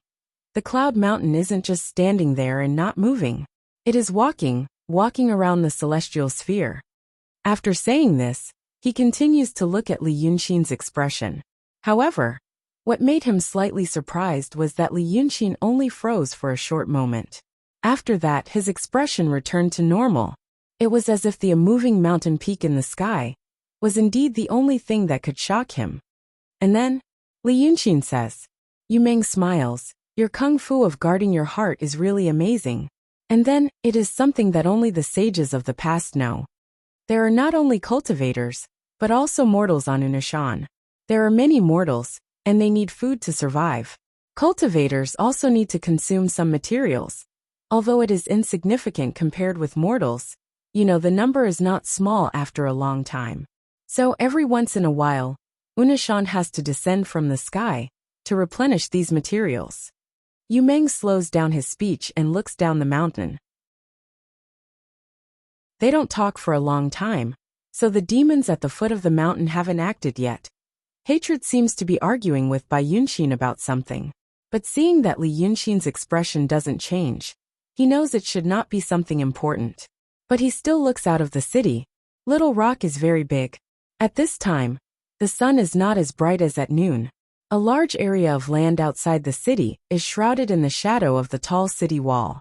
Some low woods and houses also lie low on the yellowish-brown field, looking like dormant demons and monsters. He takes back his gaze and lets out a sigh. But in fact it is not like this. It is just an excuse to replenish something. You should have seen what Kuan Wuzi can do. It is said that he once overturned the entire Dongting. When a Xian realm cultivator makes a move, he changes some rules. So if there is really a need to replenish something, Unishan doesn't have to descend. Therefore, the real reason for Unishan to descend is... He pauses and looks at Li Yunxin. Do you want to know? Li Yunxin thinks for a while. I promise you, I will save Wusu and Lily, and I will save them as soon as possible. Yu Meng slightly tilts his head. What else? Li Yunxin snorts softly. As long as you don't ruin my business for the time being, no matter who you are or who you are being used by, I will not care about your business for the time being. Yu Meng nods silently. Then he says, because I need to rest. Unishan is driven by the huge magic circle hidden in the mountain. It is said that the magic circle was given by the Devis tens of thousands of years ago. Disciples, leaders, and heads of all the caves and schools in the world stay in Unishan all year round for this matter. The Reiki cultivated by cultivators can drive this magic circle. But it doesn't look like hard labor in the secular world. These cultivators meditate and occasionally spar. The Reiki they emit is enough. But this magic circle needs to be maintained. Yu Meng thinks for a while. The foundation of the magic circle is the power of the 5 elements. Because it stays in the sky all year round, the Reiki of earth and wood are used up the fastest. Every 500 years, it needs to descend. It doesn't need to replenish the daily consumption of food and drink, but these things. But Unishan is like the last fortress to Xianmen. If the worst happens, the demons become enemies with Xianmen. Then at the most critical moment, they can rely on Unishan. Therefore, this point can only be known by the sages of the past. This is to prevent it from being leaked. Possible enemies know that Unishan is the only weak point. Oh. Li Yunxin frowns and thinks for a while. Replenish the Reiki of earth and wood. So when you replenish these things, the magic circle needs to stop working. Yu Meng nods. Yes. Tell me more. Yu Meng smiles. There is nothing to tell me in detail. The core magic circle in Unishan is enchanted by the celestials. Even the sages can't pry into it. It is a secret of the celestials, more profound than the 3 schools of Daotong, Kenzo, and painting. They won't allow us to practice it. Every 100 years, when Unishan falls, the soil and stones have to be transported from Yu country, and the trees can be harvested from anywhere. This process will last for about 10 days. 10 days. Li Yunxin thinks for a while. 10 days or 10 years? 10 days. Li Yunxin paces a few steps and looks down the mountain. Bai Yunxin was quarreling with Yazi, and the content was none other than the ownership of Red Lady. This was very strange. It was more like a quarrel between 2 mortals. She had slaughtered hundreds of people because she was impatient. They seemed to be stalling for time, waiting for something. He thinks for a while and turns to look at Yu Meng. Why does the soil and stones come from Yu country? I know there is a Hongling near Rong City in Yu country. Half of the men in the city are digging there. Is it because of Unishan? The earth chi in Yu country is strong. Yu Meng answers him. Hongling? That should be the case. Yu country is a crescent, surrounding Pitfall Mountain. The earth chi in the whole Yu country is very strong, so it is best to use the soil and stones from Yu country. Earth chi. Li Yunxin frowns. 5 elements chi. I practice painting, but there is no such thing as 5 elements chi in painting. But the swindlers in Jiang who like to use the 5 elements to fool people. As for earth and stones to supplement the earth chi, you used to be a sage. You should know that the earth in the 5 elements is not the soil on the ground. Is there such a saying in the Daotong and Kenzo? Yu Meng smiles. Of course not. It also doesn't make sense. But you have to know that this is a magic circle set by the celestials. It is fine to fool people with a few words. If you really explain it in depth, won't you also reveal the crux of the problem? Don't worry about this for now. I want to say something else. He becomes serious. I just thought about it and calculated. So I know this year is probably the time when Unishan will fall. Let me calculate where the cloud mountain will land. Guess where it will land? Yi country? Yes. Yu Meng says seriously. Unishan is an inverted triangle. If it wants to fall, it needs a huge space to accommodate its lower half. In this 500 years, it is walking in the territory of Yi country. And in this Yi country, which place can accommodate Unishan? Guess again? Li Yunxin looks down the mountain and takes a deep breath. I am not familiar with Yi country, but since it is a landlocked country, Tongtian Swamp? Tongtian Swamp. Yu Meng nods slightly. Since it is called swamp, there are not many deep places. However, in the depths of Tongtian Swamp, there is Tongtian Lake. It is the residence of your second brother. If it wants to fall, it will fall there. Now that you know this, think about what is happening now. Can you think of anything? Li Yunxin is silent. He walks a few steps in the pavilion, suddenly claps his hands and sighs in a low voice. If you put it this way, it probably makes sense. An opportunity that happens once in 500 years. It can explain why Shinryu wants to go to war. And it has to fall in Tongtian Swamp. It can explain why hatred is so active. Since it is something that happens once in 500 years, it is not strange that Shinryu knows about it. If you can calculate it, the demons should also be able to calculate it. Yu Meng smiles, but does not say anything. But Li Yunxin looks at him again. But you told me something that only the two sages know. Now I know that Yunshan won't be able to ascend to the sky for the next 10 days. You have kept the secret for 1,000 years, and now you say it? Yu Meng snorts and laughs. Is Unishan now still the Unishan of Daotong and Kinzo? I think it is already the Unishan of the Freemasonry. It is not a pity to destroy such a Unishan. Moreover, I am not a saint anymore, I am just Yu Meng. I have already told you. I only want to be a secular person now. No matter what kind of earth-shattering event will happen in this world. The time before is enough for me to reincarnate as a secular person several times. What do I have to worry about? Li Yunxin is silent for a while, then sighs. I actually believe you a little. Yu Meng calmly shakes his head. In the next few days, there will be more profound realm Taoists and swordsmen coming to the Yi Kingdom, near Little Rock Canyon and Tongtian Swamp. They can catch you, and also drive away the big demons in the Yi Kingdom in advance. But I think for Unishan to come to this world, catching you has become a secondary matter. I guess there will be more big demons gathering in the Yi Kingdom. If they can kill some profound realm and true realm cultivators before Unishan comes to this world, they will have an advantage. There will also be people who want to take the soil and stones from the Yi Kingdom. Yu Meng smiles, then let out a sigh of relief. This time, there will be a good show.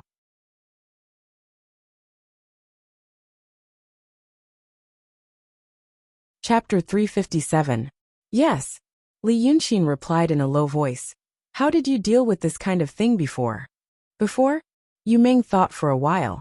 There's no such thing as before. Shinryu appeared 2,000 years ago, and the demons had a common ruler. Before that, at least before that time, I didn't really need to worry about the demons. As for me at that time, He was silent for a while, and thought for a while. She was on good terms with the demons. At that time, the demons weren't as guarded as they are now. The demons wouldn't touch Yunshan's things. As for now, I guess there will be people from Daotong and Kinzo escorting them. But the worldly dynasties are still part of Daotong and Kinzo. It won't be easy for the demons to attack them if they use all the power of the country to escort these things. All right. Li Yunxin sighed. He looked down the mountain again. Then he frowned. Damn it. He thought that hatred would have a fierce battle with that arrogant Mystic Realm swordsman. But now that he looked down, he saw that the Mystic Realm swordsman retreated with the golden light. What kind of situation is this? It's reasonable. Yu Meng also looked down. Long Sun and a true state demon and 2. Transcendent state. Mystic Realm swordsman couldn't gain any advantage, so he left. First, both sides are preparing for the final battle. Second, he doesn't have any feelings of shame. Sai, your mind tricks won't work on them. After saying this, he looked at Li Yunxin again, and found that he was staring at the 4 demons at the city gate, frowning, as if he was thinking about something complicated. Yu Meng didn't disturb him. He looked down the mountain again. Then he found that the 4 demons also said something and walked out of the city gate. But Li Yunxin's eyes didn't follow them. He seemed to be lost in thought. All right. Think slowly. Yu Meng shook his head lightly, turned around, and walked out of the wooden pavilion. Therefore, Li Yunxian pondered for nearly an hour at this place. Originally, when the demons killed people in the city, people already didn't dare to go out. Then, under the powerful pressure of a profound realm swordsman, no one dared to make a sound. By now, the cultivators of the orthodox Xianmen sect had left, and the demons had also left, leaving only corpses strewn across the 3 streets, as well as people who were in a constant state of panic. So many people had died for no reason. There had to be an explanation. It was only after this hour that the nobles of Little Rock Canyon dared to grab their swords, spears, and cudgels and look into the market square. Instead, he saw the corpses of 4 swordsmen who had been stationed in the city by the 5 draconic sword. These corpses, when they were alive, were all like true immortals in the hearts of the common people. But now, they were all lying on the ground, and they didn't even collect their corpses. The arrestor leading the team was smart. He quickly ordered his men to seal off the road and collect the corpses of the 4 swordsmen. If this kind of scene was seen by the common people, perhaps the people in the city would be thrown into confusion. Next, they began to deal with the hundreds of corpses, from top to bottom, who in Little Rock Canyon had any experience dealing with this kind of thing. This was almost equivalent to a military disaster. But a military disaster was still manageable. After the troops and horses had passed, there were still days of peace and security. However, the current situation was that the demons had killed people in the city, and the immortals of the Xianmen sect had rushed over after hearing the news. But they were killed by the demons. People didn't know the specific process, but they could imagine it from the results. Thus, by nightfall, rumors had already spread throughout the city. They said, a terrifying female demon had appeared outside the city and had come to the city to absorb people's yang energy. This demon was also abnormally powerful, so after killing 4 immortals in the city, it swaggered off. Thinking about it again, why did the 5 draconic sword sect want to worship in the mortal world? And why did they open their mountain gate to accept disciples? It must be because they were no match for the demon in the previous fierce battle. So now they wanted to find more people to teach immortal techniques and slay demons. Although this rumor was made up by the people in the marketplace, it wasn't far from the truth. Thus, the number of people who planned to try their luck at the mountain gate of the 5 draconic sword sect suddenly decreased. Who would dare to fight a demon that even immortals who had cultivated for many years couldn't subdue? When it was time to light the lamps, many people ran out of the city. They planned to leave Little Rock Canyon and seek refuge elsewhere. But how could the prefectural magistrate allow this to happen? Those who ran out of his jurisdiction were refugees. Now, no matter what the reason was, refugees had appeared in his Little Rock Canyon, so he couldn't protect his official position. Thus, he strictly ordered the soldiers in the city to seal the 4 gates and not let a single person leave the city. After explaining the rules to the 2 prefectural magistrates in the city, he used the excuse of going to the prefecture to report the disaster situation, to lead his people down from the top of the city wall, and escaped without a trace. After another 2 hours, it was the hour of the Sioux. Usually at this time, the streets of the city would still be brightly lit with people coming and going. But now the streets were deserted. Those who couldn't leave the city hid in their homes, and those who wanted to leave the city were still entangled at the 4 gates. The bright moon of early autumn rose, and its moonlight sprinkled on the bluestone streets, making it exceptionally deserted. In the pavilion, Li Yunxin slightly relaxed his brows and let out a soft sigh.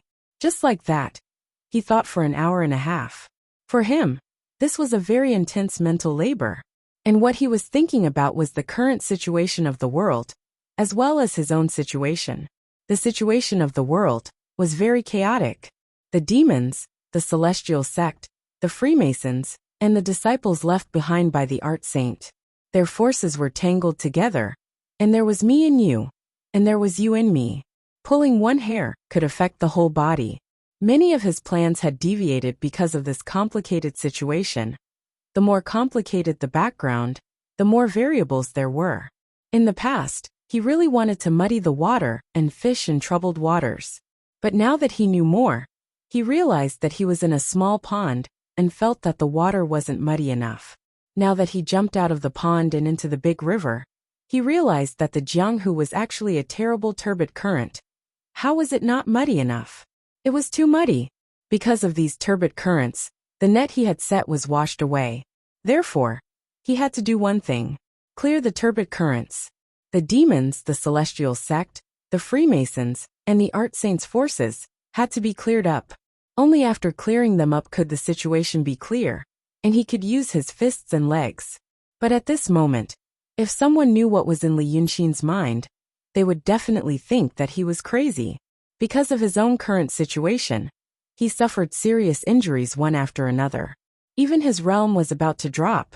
Besides, the Daotong Kinzo wanted to catch him, the Freemasons wanted to catch him, and his brother's dragon son probably also wanted to catch him. Except for his own cultivation, he was almost the same as when he first entered the city of Wei. But in this situation, he began to think about clearing the turbid currents of the world. What a fool's dream. As for Li Yunxin, she had been thinking about this lunatic's ravings for a full hour. Then he smiled. At least he was not the same as when he first entered the city of Wei. At least he knew that he might be in a trap. Maybe he had broken it, maybe he hadn't. But no matter what, it must be beyond the expectation of the person who set it up. The night was getting darker, but the moonlight was getting brighter. Li Yunxin paced a few steps in the pavilion, exhaled a puff of white mist, and walked out. He and Yu Meng came to the city of Little Rock on this day, and checked into an inn on the mountain top. After walking along this deserted street for a quarter of an hour, he saw an old locust tree. Behind the old locust tree was the inn. However, he had only taken 5 steps when he stopped, because he saw an ordinary peddler. He had a photographic memory, so he knew that this peddler was the one in the afternoon. He sold 2 boxes of dried fruits to Yu Meng, and got a dime of silver. Then he wanted to come again. But Yu Meng was talking about the key point, and Li Yunxin chased him away. The peddler was still carrying a basket with his hands in his sleeves, leaning against an old tree trunk not far from the wooden pavilion, as if he was avoiding the cold. He was young, but had a weather-beaten face. Because of the cold, his face was pale, and his lips were slightly trembling. And Li Yunxin heard his stomach growling. He was hungry, but such an ordinary peddler appearing here, at this time, was too unusual. Li Yunxin stared at him for a while and said, "What's the matter?" The peddler hurriedly straightened his body, nodded to Li Yunxin in the autumn wind, and offered a humble smile. Yes. I saw that Dragon King was in deep thought, so I didn't dare to disturb you." Dragon King. Li Yunxin repeated this word in a low voice. After a moment of silence, he laughed. "Are you from Munanju?" The peddler was still smiling apologetically, and nodded like a chicken pecking rice. Yes. Dragon King is wise and farsighted, and I am from Munanju. Li Yunxin slowly walked in front of him. When I came to this city, I scanned the area, but I didn't find any Munanju branches in this city. You have great magical power to be able to find me. The peddler didn't seem to hear the danger in Li Yunxin's words, and hurriedly shook his head. I don't dare. Dragon King's magical power is great. He survived the heavenly lightning of the 3 sects, and then killed Qin Kongzi. Then he annihilated the 4 major sword sects, and even made the golden light return in defeat. Dragon King's magical power is number 1 in the world. Oh, you also know this. Li Yunxin slightly lowered his head to look at him. You know this, and you know where I am. Why don't you ask for credit from Daotong, Kinzo, and Dragon Son? Dragon King, don't say that. The peddler laughed. We have already agreed to cooperate with Dragon King. Previously, the Dragon King was still brooding over the fact that we stood by and did nothing. This time, we don't dare to stand by and watch. Li Yunxin thought for a moment, and suddenly snorted, no longer paying attention to him. He lifted his foot and walked away. The peddler hurriedly carried his basket and followed, looking like an ordinary person chasing after a customer to peddle his goods. But the words that came out of his mouth were not ordinary at all. Dragon King, listen to this little one. He followed while panting and said, if Dragon King returns to that inn tonight, he will die tomorrow.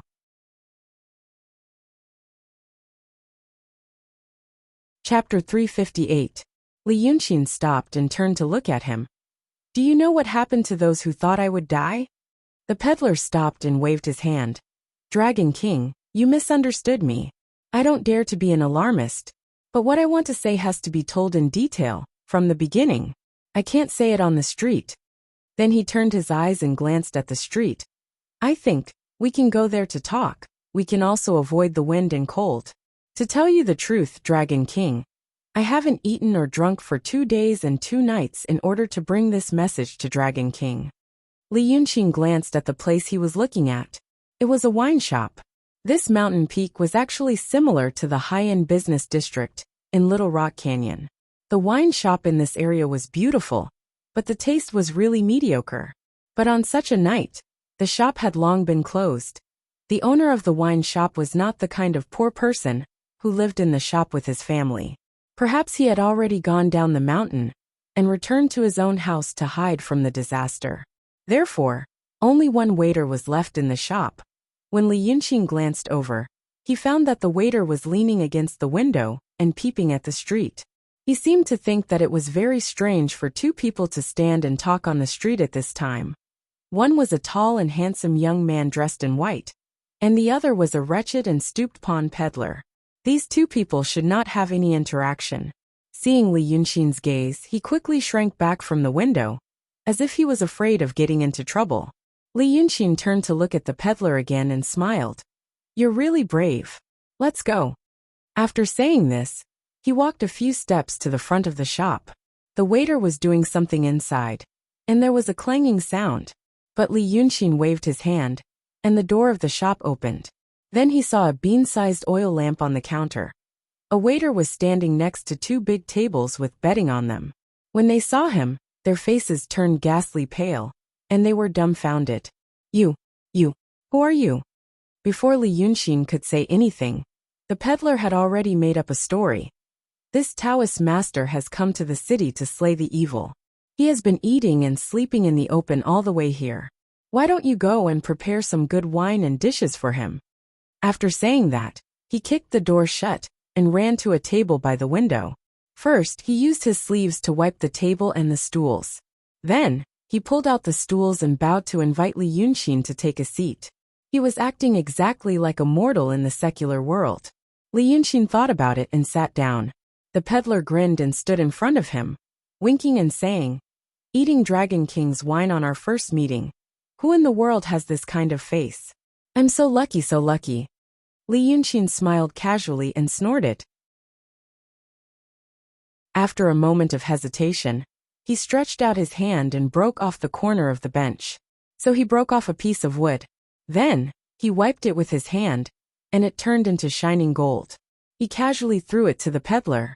The peddler turned around and shouted at the stunned waiter. What are you waiting for? Do you think this Taoist master will give you less money? Why aren't you getting something to eat and drink? After saying that, he threw the gold to the waiter. When the waiter saw the gold, he was probably shocked and hurriedly tried to catch it. In the end, the gold hit his foot and he cried in pain. He knew that it was enough. But when he held it in his hand, he said blankly, Master, it's not hot anymore. The peddler sighed resentfully and scolded him. You dumb goose. Is this your first day working? There are braised meat dishes in the kitchen. Steam them and cut them. There are dried fruits and candied fruits on a plate. Then, find some seasonal vegetables and cut them into shreds.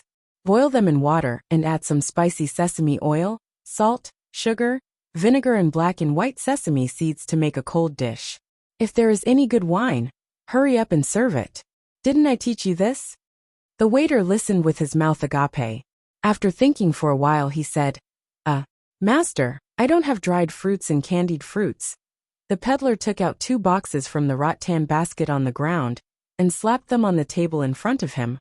I have 2 boxes with a total of 4 coins. Take the money and go buy it quickly. The waiter was ordered around by him for no reason. After being stunned for a while, he really took out 4 coins from his pocket and gave them to the peddler.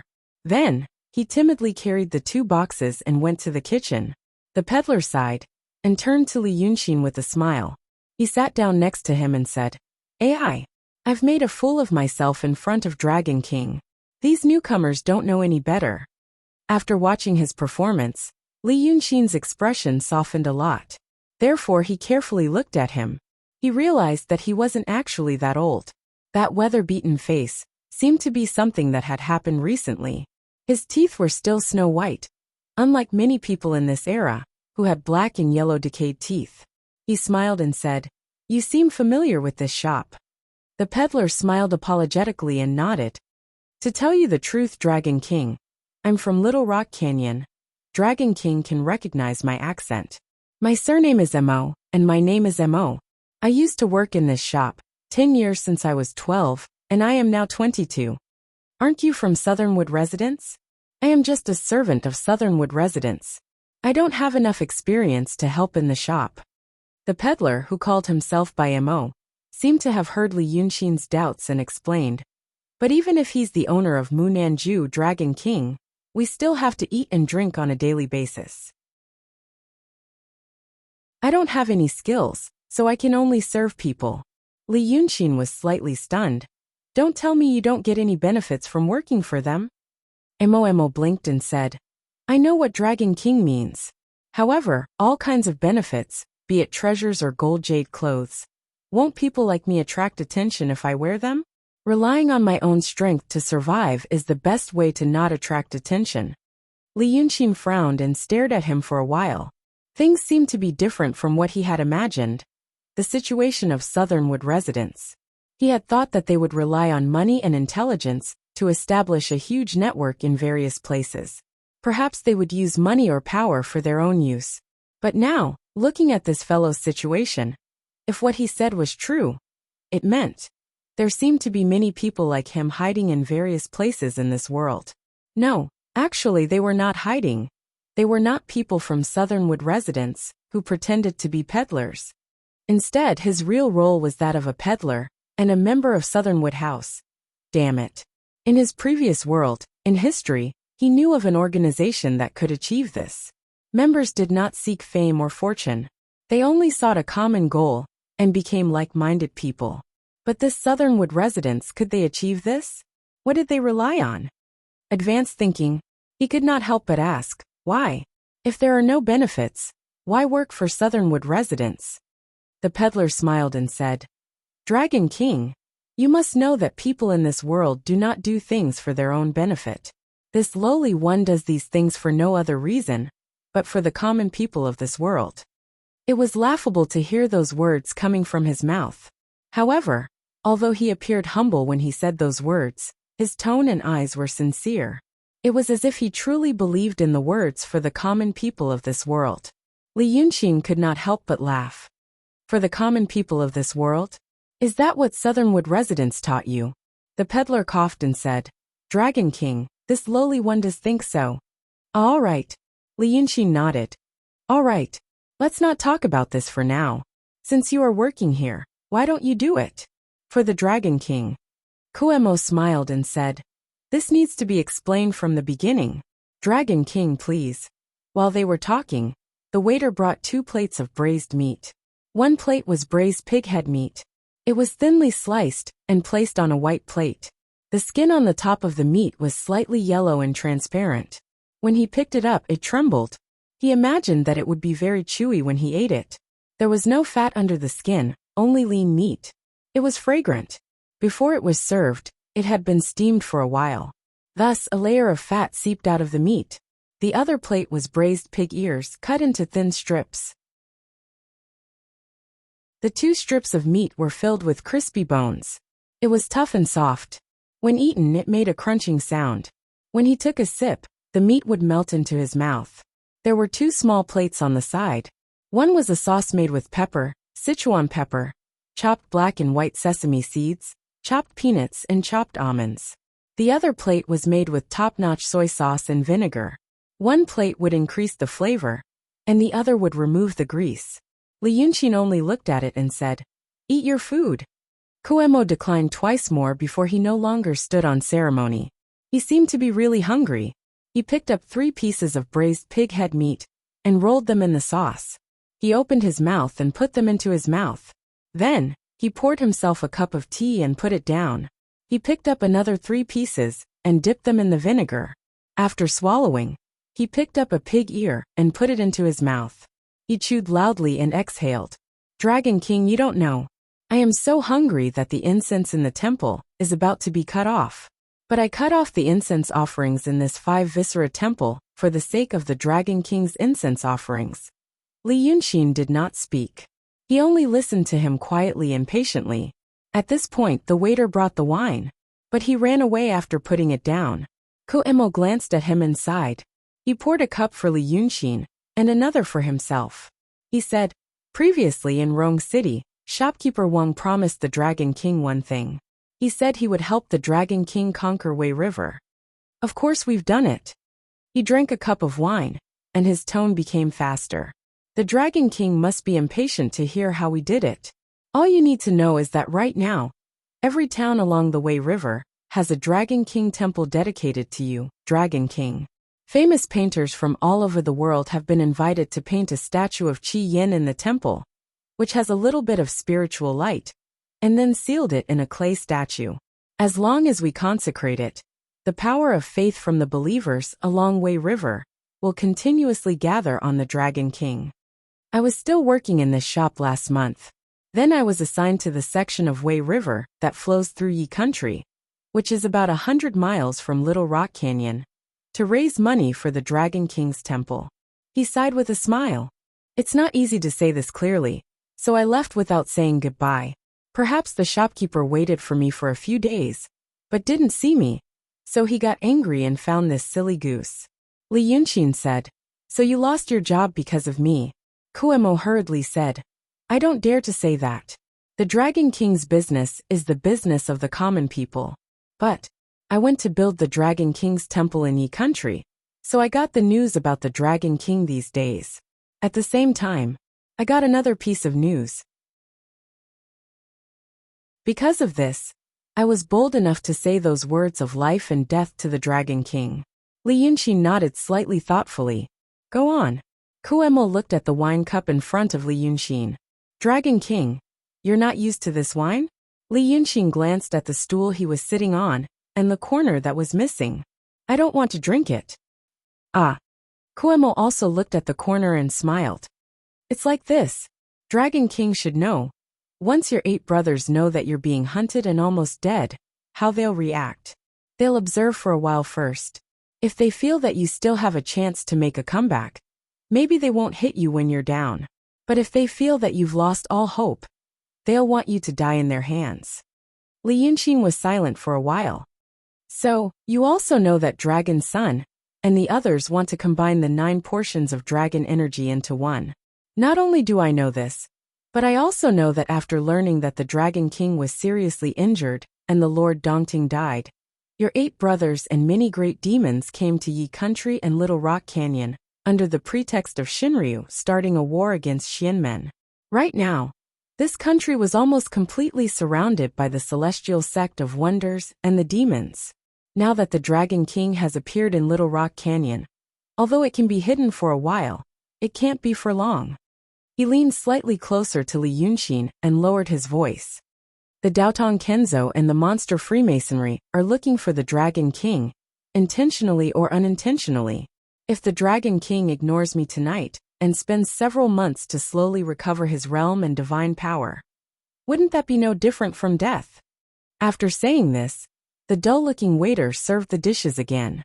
There was a plate of dried fruits and a plate of preserved fruits. Baimo sold them to him. There was also a plate of vegetables that he prepared himself. As he said, he cut them into shreds and scalded them with water to make them look even greener. However, this waiter was slow-witted, but his cooking seemed to be good. Without the smell of blood, it didn't look weak. As Baimo said, he added a variety of seasonings and mixed it on the table. It was crispy and very greasy. Then, he stood by the table and rubbed his hands timidly. Master Taoist. What else do you want? Baimo waved his hand. Go do what you have to do. Go away. The waiter hurriedly ran away. Li Yunxin watched him drink wine and eat meat. He thought for a while. So if I come with you tonight, what will happen? Naturally, it will be to open the spiritual light of the temples along the Wei River for the Dragon King. To let the believer's power of faith gather in the Dragon King's body, and quickly recover his divine power. Yes, this seemed to be good news, very good news. However, Li Yunxin only grunted. He placed his hand on the table, and slowly tapped the table with his index finger. He watched Baimo eat and drink in silence, but Baimo was also relaxed. He ate and drank for 15 minutes without stopping. The wine and dishes on the table were swept clean by him. Then he burped, poured 2 cups of cold tea and calmed down. Baimo coming to his doorstep was like sending charcoal in a snowy day. However, it was precisely because it came at the right time that Li Yunxin hesitated. This meant that the other party had been paying attention to his whereabouts, and knew his movements like the back of his hand. This made him feel a little uncomfortable, but he didn't know if this uneasiness was normal. After thinking for another 15 minutes, Baimo smiled. Dragon King, the owner of Southernwood House asked me to bring a few words to the Dragon King. Li Yunxin turned to look at him. You only said it now? Baimo smiled apologetically. The owner of Southernwood House said that if the Dragon King agrees, these words don't need to be said. However, I'm afraid that the Dragon King will hesitate. If the Dragon King hesitates for 15 minutes and doesn't get up to leave, then I will speak again. Li Yunxin placed his hands on his thighs and gently inhaled. He closed his eyes and said, Speak. My owner said. Baimo's expression became solemn. He coughed lightly. At this time, you are naturally thinking that your whereabouts and actions are in our hands. You feel that you are restricted, so you are somewhat unhappy. You also feel that the timing of our gift is too coincidental, so you feel that we are both giving a gift and demonstrating our power. However, Li Yunxin, you are a smart person. You should know that there is nothing in this world that doesn't require a price. The discomfort you are feeling right now is the price you have to pay for this gift of ours. You should know. Baimo seemed to be imitating the words of the owner of Southernwood House. Thus, he even imitated the ending sound of the word, ah. What you did in the city of Wei and Dongting was just a fight with one person or a faction. That was a fight between warriors. You can handle it alone. But now you are fighting with Daotong Kenzo demons and the Freemasonry. This is the fight for the Marquis. You should know that you can't handle it alone. Now that you are here and listening to my words, it means that you have fallen into a bad situation. At this time, only by cooperating with us and getting our support can you have the capital to participate in this fight. Otherwise, no matter how amazing your ability is, you can only become cannon fodder in this fight. When Baimo said these words, he sat upright and straightened his back. When he finished these words, his body bent again and the smile returned to his face. Dragon King, these are the original words of my master. Li Yunxin sat upright and thought for a while. He suddenly smiled and asked casually, Is your master beautiful? The smile that had been hanging on Baimo's face for a long time finally disappeared at this moment. He was stunned for a while and laughed again. This haha Dragon King. How dare I comment on my master's appearance? I heard that she is beautiful. This time, Baimo stammered as if he really didn't know how to reply. Li Yunxin stood up and shook his head. I heard that your master is beautiful, and I yearn for her. He had always wanted to meet with a beautiful woman, so that they could chat about the matters of the Mount Wu and Mount Wu. But these words, she thinks they are important, but she doesn't want to tell me personally. Of course, I'm not targeting you, but asking you to pass on these words is disrespectful to me. He thought for a while with his hands behind his back and smiled. Fight of the Marquis. What a good fight of the Marquis. Then he stopped smiling and looked at Baimo. I promised not to go against you and asked you to subdue Wei River as compensation. You did this and we are even. Now that you have done more, I can't accept it without doing anything. The feeling of owing a favor is a very scary thing to me, So this time, thank your master on my behalf. She said that I will become cannon fodder in this fight of the Marquis. Then, Li Yunxin took a deep breath. I want to try this fight of the Marquis myself. If there is another fight for the throne in the future, if she is willing to see me personally and truly treat me as an equal ally or opponent, then we can talk. After saying this, Li Yunxin looked at the corner of the bench that he had broken and turned into gold to pay. He turned and walked out the door. Baimo stopped smiling. After being stunned for a while, he hurriedly said, Dragon King, this is such a good thing.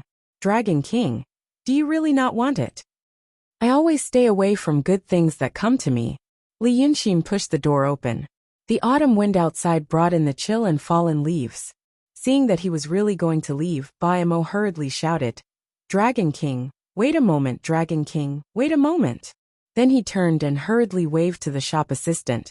Come here, come here. The shop assistant had been huddled in the corner, looking at the gold in his hand and playing with it. At this time, seeing Baimo see him, he hurriedly ran over. Master, master, do you have any other orders? Stand here and don't move. Baimo straightened his body and ordered him. At the same time, he strode to the shop assistant's side and raised his hand. Right hand on the shop assistant's forehead, left hand supporting his chin. Just as the shop assistant was about to ask what was going on, Baimo's arm exerted force. With a crisp cracking sound, the shop assistant fell down softly. Then, Baimo rushed into the kitchen like a gust of wind and ran out again. He threw the 2 empty boxes into the shop assistant's rattan basket. Then, he took out 4 coins from his bosom and threw them on the shop assistant's corpse. Then he lifted the basket and raised his head to look at Li Yunxin. Dragon King, think about this again.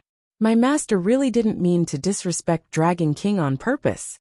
Li Yunxin looked at him silently, and then at the shop assistant's corpse on the ground. Baimo followed his gaze and casually said, Tonight's situation is special. He will definitely remember us. Tomorrow, he will know it was me when he tells the innkeeper. We will attract attention. But Dragon King, please think twice. Dragon King cooperating with us is not only for Dragon King himself, but also for the well-being of the people in the world. However, Li Yunxin stared at the shop assistant's corpse on the ground for a while, and suddenly laughed softly. Baimo didn't know why he laughed. However, Li Yunxin laughed and shook his head. He strode out of the wine shop and onto the street. Baimo hurriedly chased after him. However, although Li Yunxin seemed to be walking slowly, his speed was extremely fast. In just 2 or 3 breaths, he disappeared at the end of the street. Afraid of alarming the people on the street, Baimo didn't dare to shout loudly. He could only run a few steps silently and finally gave up. On the long street, the night wind whimpered. In the wind, he heard Li Yunxin mutter something. He didn't hear it very clearly, but he felt that it might be a sentence without any rhyme or reason. Ah, so damn evil.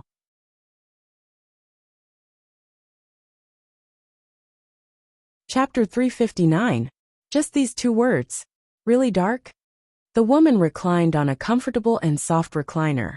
Her fingertips, which seemed to be carved from jade, slowly moved across the colorful fruits on the fruit plate on the small table beside her. Then, she picked up a plump red fruit and brought it to her mouth, gently biting it with her pearly white teeth. The dim yellow candlelight reflected the color of her red lips and the red fruit. It was so beautiful that it looked like blood was about to drip out.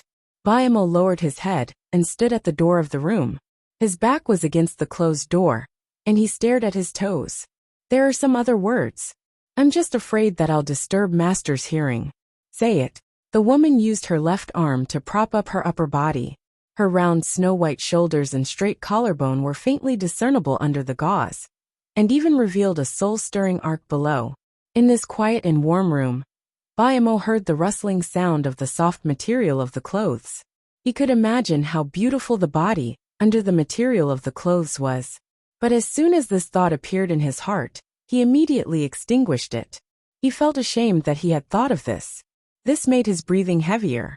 He bit the tip of his tongue hard as a punishment, and then tasted blood in his mouth.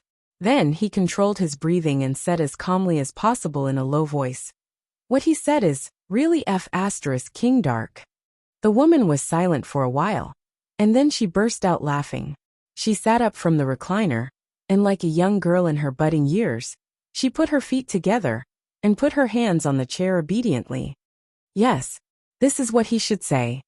Her mood seemed to improve, so she reached out and picked up a half-peeled pomegranate from the fruit plate. She tilted her head slightly to pick up the pomegranate seeds, and her black hair cascaded down the side of her face like a waterfall.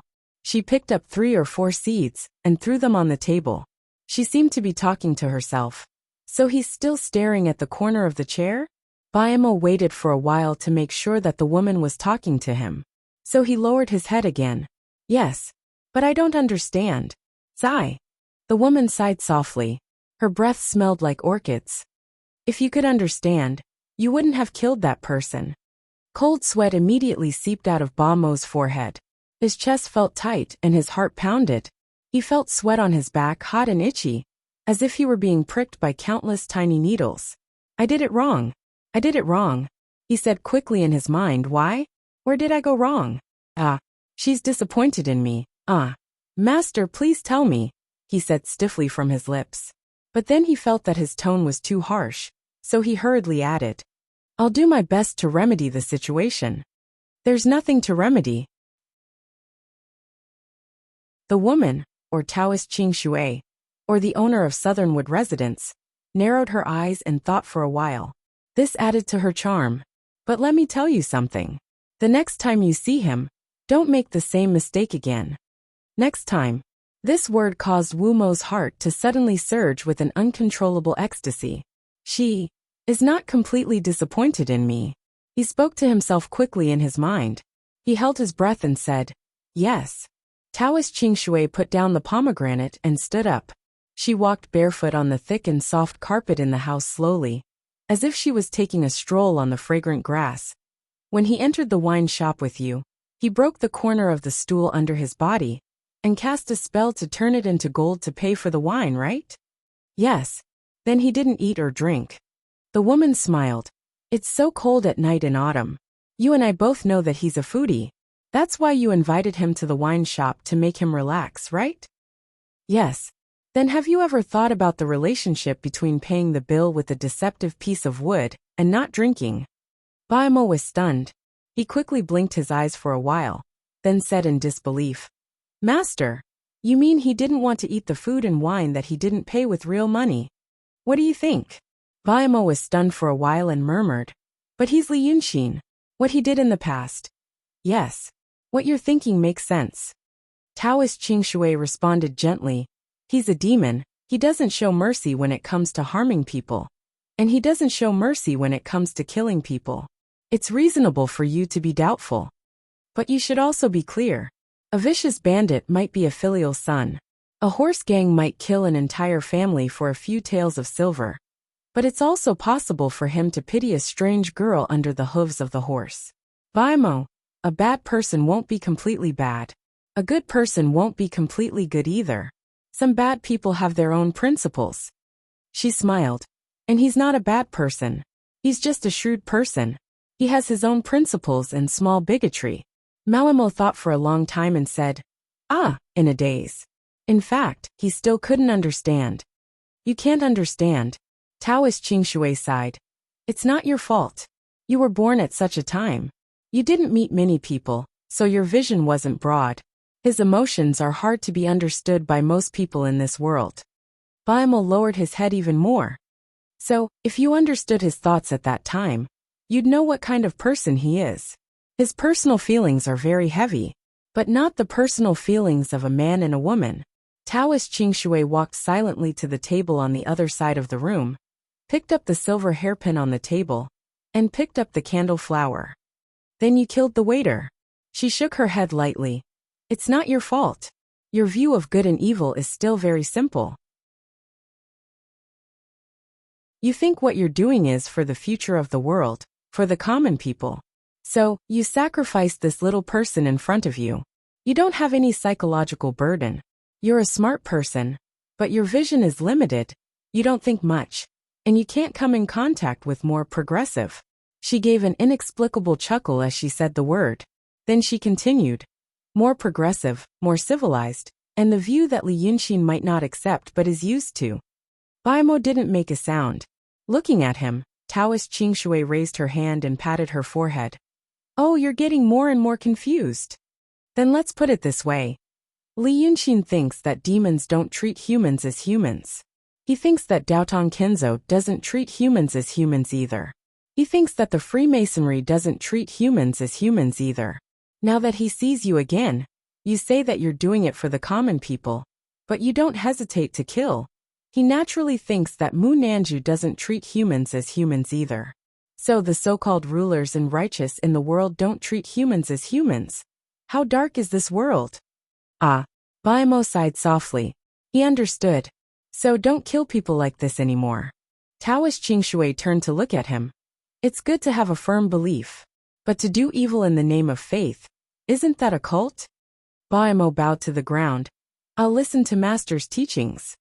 However, Taoist Qingshui didn't ask him to get up. She only asked him to continue bowing and put the silver hairpin back on the table. But he doesn't blame you for not wanting our help. No matter how careful you are, as long as he has that intention, he will still leave. This Li Yunxin is very arrogant. She smiled and shook her head, as if feeling helpless for a young man who didn't know the immensity of heaven and earth. In fact, in terms of age, Li Yunxin had only lived for a total of 16 years in this world. He was considered a proper young man. But to be arrogant at this time is willful. She thought again, and seemed to be talking to herself. He thinks that he can rely on his own ability.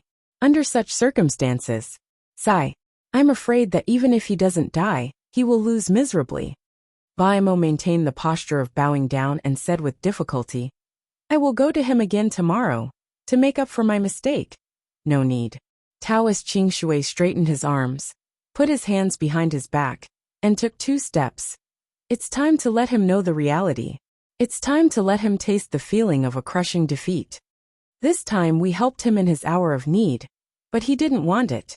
So let's wait for him to help him in his hour of need. At that time, we will really save his life, and he will want it. As for now, let's open up his temples. Taoist Qingshui blinked. We said that we will help him conquer Wei River, so these temples will also be included in the agreement. He wants to be clear about his own interests, so do we.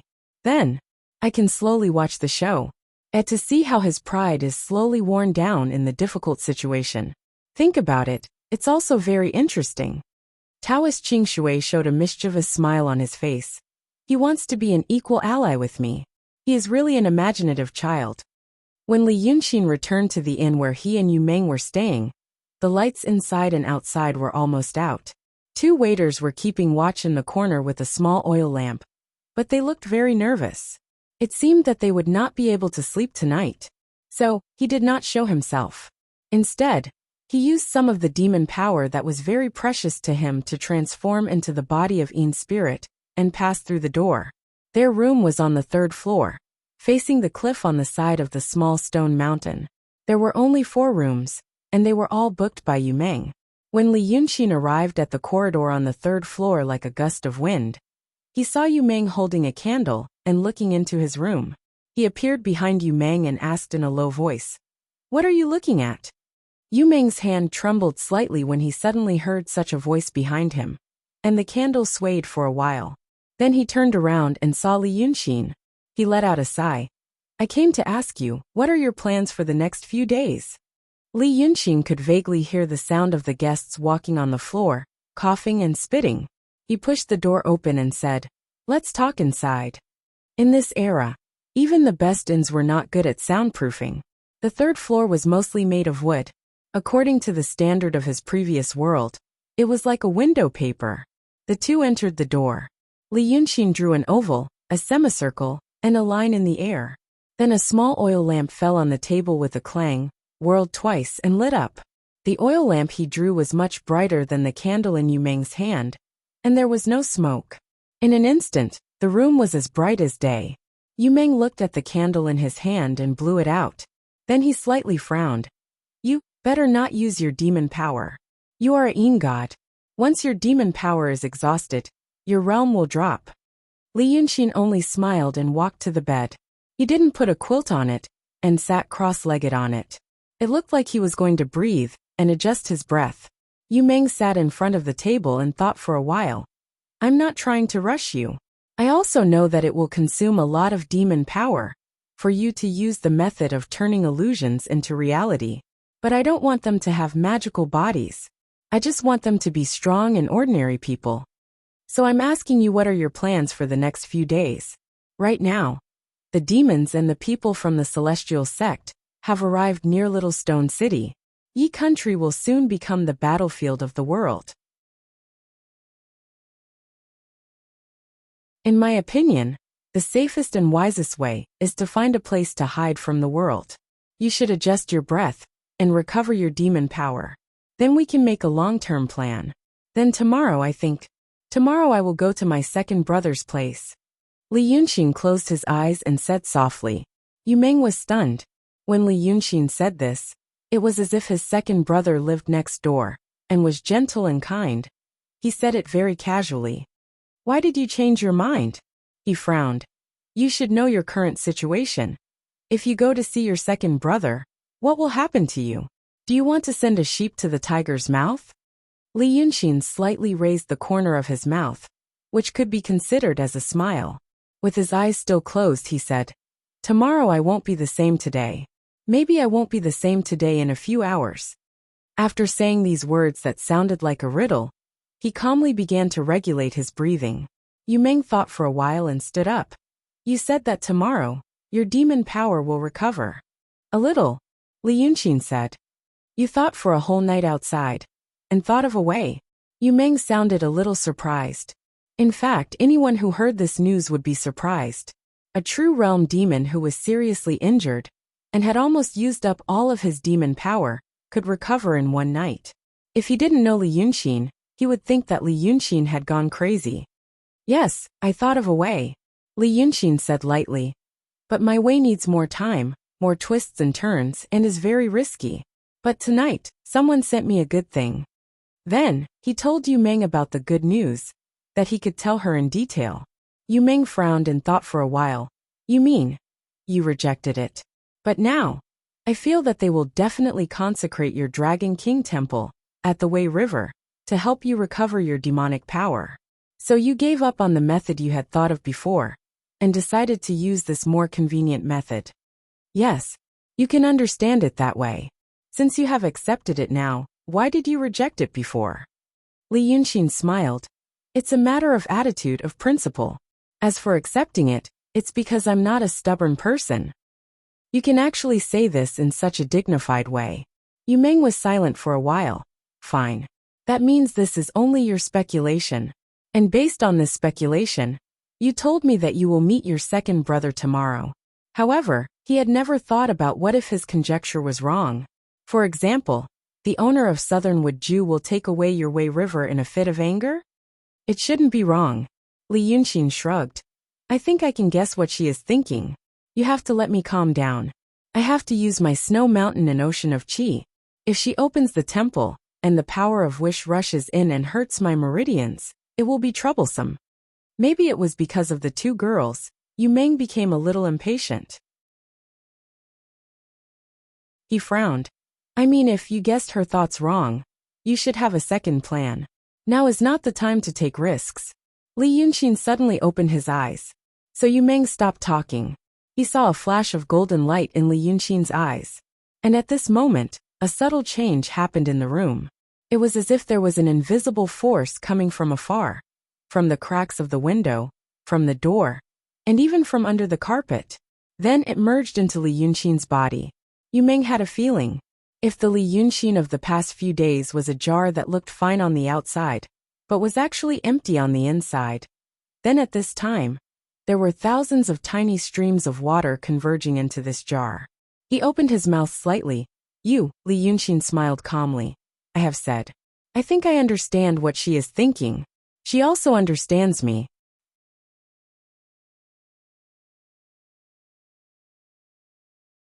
Chapter 360. This was the power of hope. The power of hope that came from the Wei River. It was night time. so not many people would go to the temple to worship. But the light opening of Munanju might have created some miraculous scene, which reminded people of the Dragon King in the nearby temple. This was done beautifully. What was surprising was that there were very few people cultivating in Munanju, but they had done it in such a short time. Even if Li Yunxin built his own temple and opened the light, he might not be able to do it so efficiently. This meant that they had amazing organizational and mobilization abilities. Although the power of hope produced by the unstable beliefs was still very thin, it was a life-saving nectar for Li Yunxin's almost dried-up ocean of qi and snow. The wounds on his body began to slowly close and heal. His muscles became strong and powerful again. His demon power began to circulate in his meridians again. Every time he circulated it, his body would be filled with more vitality. Li Yunxin let out a breath and looked at Yu Meng. He saw him holding a candle and walking out the door, then gently closing the door. So he closed his eyes and flicked his finger. The oil lamp on the table that he drew out of thin air went out. The room became pitch black. Only the sound of Li Yunxin's long and gentle breathing could be heard, like a giant beast that had been hibernating underground for thousands of years. The night passed without incident. At dawn the next day, the people in the city had calmed down a lot. Yesterday, the demons killed many people, so people were afraid that they would come again at night. But after a night of fear and trepidation, nothing terrible happened. Therefore, although he still harbored some misgivings about the future, his state of mind was somewhat more stable. The people who had been making a ruckus at the 4 gates for the night slowly dispersed, and the streets were once again filled with people. But the atmosphere of fear dissipated, followed by the atmosphere of sadness. It pervaded the entire city, making it hard for people to breathe. Yu Meng got up early, went downstairs to ask for some snacks, and then went to knock on Li Yunxin's door. After knocking for a while, and no one answered, he pushed the door open. He found that there was no one inside.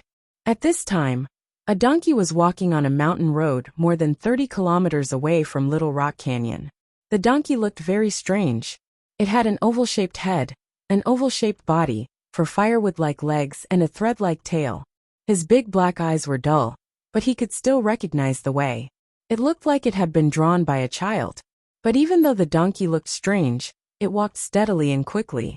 It didn't seem to run, but it just walked step by step, and the bushes on both sides of the field moved back. It was even faster than the handsome horse.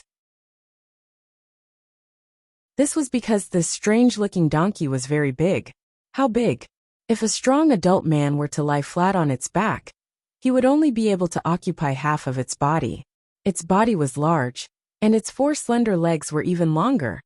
It was at least 20 feet tall, almost as tall as a 3-story wooden building. Even if an elephant were to come, it would only be able to stand under its belly. Now it was walking silently on the road. The mouth on its head was pursed into a smiling arc. Although it was smiling, people who saw it would feel a chill down their spines.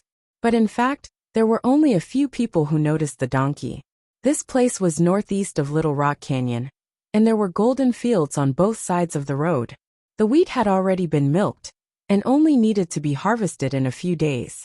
According to reason, there should be someone looking after it at this time, but there was no one.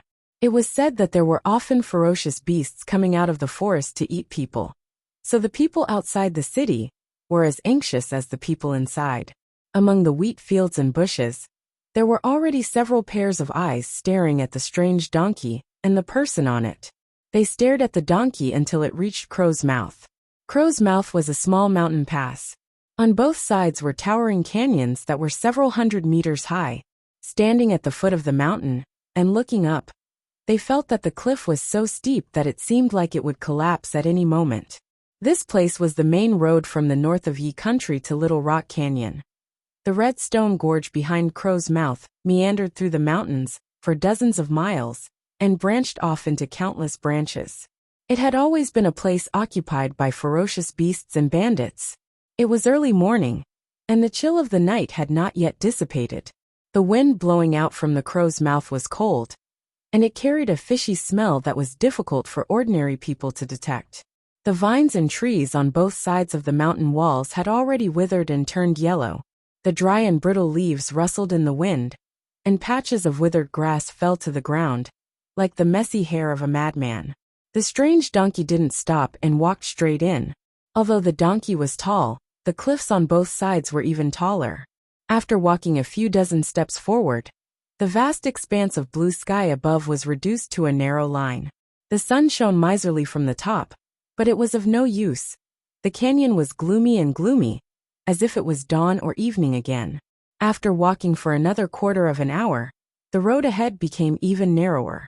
At this time, the donkey could only walk forward and could no longer turn around. As a result, strange howls suddenly sounded from both sides of the mountain walls. The sound didn't sound like that of a wild beast or a savage. Instead, it sounded like some kind of monster. Following that, large clouds of dust erupted from the mountain walls. It seemed that there were more than a dozen figures running on the mountain walls at high speed, and the strength of their feet was so great that the trees growing on the cliff were kicked to pieces, and the rocks were also kicked to pieces. The dust poured down like a torrential rain. These vigorous and ferocious figures finally landed in the canyon in front of the strange donkey. By the time the dust settled, they could see their faces. They were more than a dozen, 8 to 9 feet tall, burly and strong, green-faced mountain ghosts with exposed fangs. There were all kinds of legends about the origin of mountain ghosts among the people. Some said that they were the souls of those who had been eaten by ferocious beasts in the mountains, but they weren't captured by Black Bai Yanjun, so they wandered the world. After wandering for a long time, they gradually harmed the tourists in the mountains and became mountain ghosts.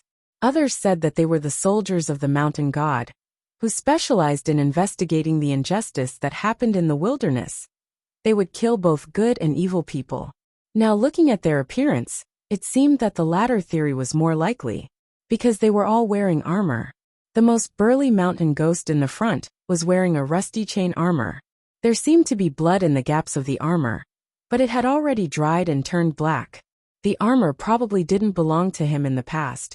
It was almost torn apart by his burly body, so he had to use leather belts to tie it around his shoulders and ribs. He held a steel mace in his hand, but unfortunately, many of the iron spikes on the mace were broken, as if he had experienced a fierce battle. The dozen or so mountain ghosts behind him were wearing leather armor, and they were also swaying due to the weight of their thick bodies. However, they seemed to be organized. When they landed, the leader of the mountain ghosts stuck out his fat, scarlet tongue and licked his fangs. He said in an angry voice, "Where are you from, friends? Where are you going? This place has been occupied by my king. This is a military stronghold. Quickly report your name." If a cultivator saw this scene, he would definitely be shocked. Not to mention the fact that these demons were actually wearing standard leather armor. Just the words they spoke were enough to make people's jaws drop. They actually spoke such human language, and it sounded a little courteous. Although they were tall and burly, compared to the strange donkey, they were dwarfs. They only reached the donkey's knee. After they stopped the road and spoke, the man on the donkey stood up and snorted. "Where did these small fish come from? Who is your king?" As soon as the man on the donkey appeared, the dozen or so demons immediately became noisy and shouted angrily, "It's a man! It's a stinky Taoist priest!" They all stepped forward and were about to pounce. Only stinky Taoist priests were white. Stinky Taoist priests also like to ride donkeys. But there were also some who said, "This donkey isn't a stinky Taoist priest's donkey. It's a strange donkey. It's a strange Taoist priest." These little demons didn't speak, but they were gloomy and fierce. But now that they were speaking, they revealed the stupid and confused look of these little fiendish demons. The leader of the mountain ghosts stared at the man on the donkey for a while, and was in a daze. It seemed that he had memorized the words he just said. Now that he suddenly saw a man standing on the donkey, and not a demon, he was at a loss. When he heard the noise of the little demons behind him, he was anxious and annoyed. Suddenly, he became ruthless, grabbed the head of a demon beside him, and smashed it on the ground, smashing the brain into pieces. Then he stomped on the ground and shouted, "Hey, Taoist priest! Hey, kill! After saying these words, he was the first to rush forward. Seeing this, the demons behind him were overjoyed and swarmed forward as well. For a moment, the narrow and dark canyon was filled with smoke and dust. It seemed that there was no way to avoid it. They were only a dozen steps away from the strange donkey. They rushed forward ferociously, and in just 2 breaths, they reached the foot of the donkey, waving their sticks and fists. But at this moment, the strange donkey suddenly lowered its head as fast as lightning. The mouth on its head was originally closed, forming a smiling arc. But at this moment, its mouth suddenly opened. But what was revealed was not the big front teeth of a donkey, but 2 neat rows of triangular white teeth. These tusks were half the height of the mountain ghost. And when the donkey opened its mouth, it was in a semicircle. And it was smiling. This scene looked even more horrifying than before. The 8 or 9 mountain ghosts at the front didn't stop in time, and were swallowed by the donkey. When the 2 rows of triangular tusks opened and closed, severed limbs, internal organs, and flesh fell to the ground. The blood flowed like a waterfall. These mountain ghosts could speak, and in terms of cultivation level, they were all at the emptiness realm. And their bodies were already very strong. But in the mouth of the strange donkey that was full of tusks, they were like rotten meat that couldn't be chewed. When the 3 or 4 mountain ghosts saw this scene, they immediately turned around and ran, without any reluctance. As they ran, they wailed like ghosts and howled like wolves. Strange Taoist. Strange donkey. Food is coming. Food is coming. This voice echoed in the narrow and winding valley, startling the birds on both sides of the mountain walls, and causing them to fly up in flocks, as if they were a huge dark cloud.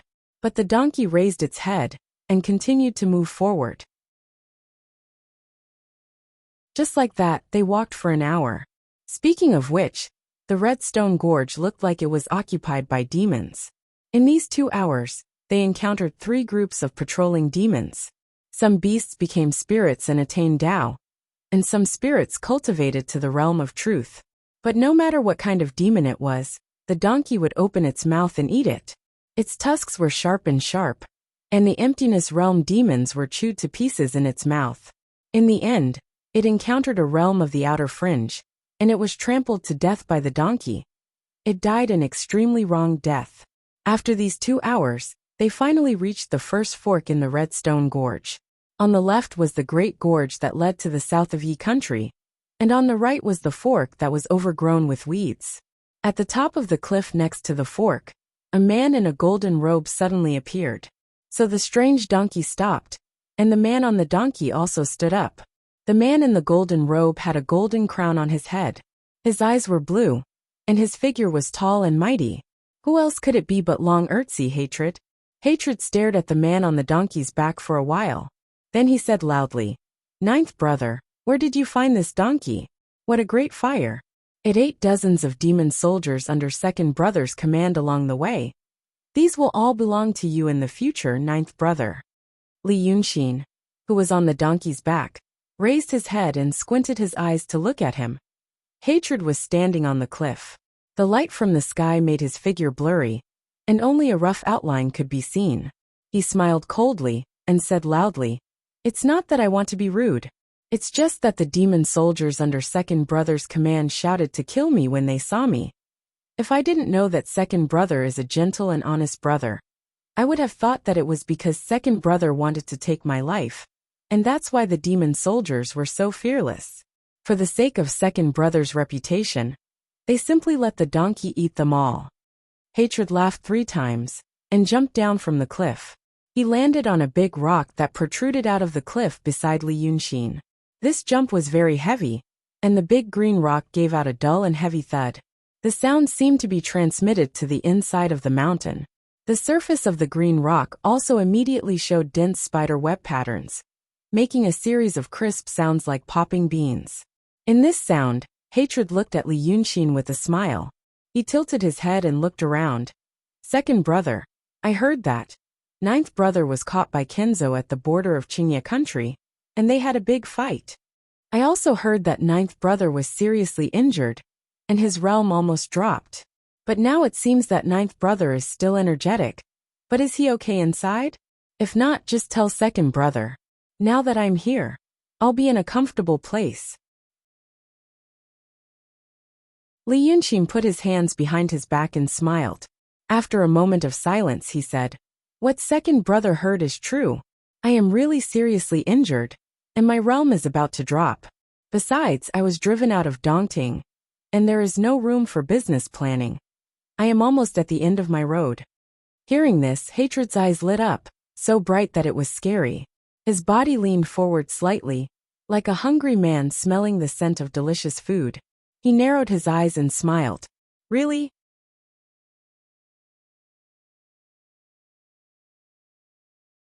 Chapter 361. Really? Li Yunqing smiled again. "But it's all in the past. Fortunately, the true dragon left a treasure for me. Now my injuries have mostly recovered. And just like what second brother saw, a donkey that I casually made is quite a capable general. I heard that you invited Princess Golden Rock and Princess Dongting to be your guests, so I came here on the donkey. I want to give this donkey to Princess Golden Rock as a gift." The light in Hatred's eyes dimmed. He seemed to be very disappointed. He moved the corner of his mouth. "Shinryo's treasure?" Li Yunqing smiled again. He paused for a while and said, "Do you remember you told me that Shinryo wanted to take back the dragon chi?" Before Hatred could speak, Li Yunqing said, "But Shinryo also told me among the 9 dragon sons, there will be someone who wants to combine the dragon chi. Zhenlong also said that second brother, you've been making a lot of moves recently, so I'm afraid you're the most ambitious. She was afraid that I would be harmed by you, so she gave me a treasure to protect me. With that treasure, I was able to repel the golden photon." Li Yunqing sighed slightly. "You must have seen the golden photon. Didn't you find that she was seriously injured? That's because I used that treasure to forcefully extract the sword sect magic treasure that was refined within her body." Speaking up to this point, Li Yunqing's tone became harsher. He turned his hand and showed the glazed sword. "Let me see. This is the treasure of the Kinzo." Hatred frowned. He stared at the glazed sword, and then at Li Yunqing. His face gradually showed, as if he was suppressing his anger. "Ninth brother, I heard it clearly. Ninth brother, do you think that I will kill you and steal your dragon soul while you are heavily injured? That's why you said all these things. You brought out the treasures of Shinryu and rode this strange donkey around my valley to make me think that you're fine?" Hatred glared at him angrily. "You hurt second brother's feelings too much." Li Yunqing quickly waved his hand and said sincerely, "Second brother, what are you talking about? Younger brother was injured, and second brother was the first to rush over. Isn't that enough to prove that our brotherhood is stronger than gold? In my heart, I have no ill feelings towards second brother at all." However, Hatred still looked at him angrily for a while before shaking his head and sighing. "Forget it. Let's just forget about it." He stretched out his hand to Li Yunqing and said, "Come, follow me to the camp so that you can meet your brother Qionyou's messenger. Your eldest brother, and the other brothers and sisters are also on their way here." Alas, those stupid Taoist priests on Cloud Mountain.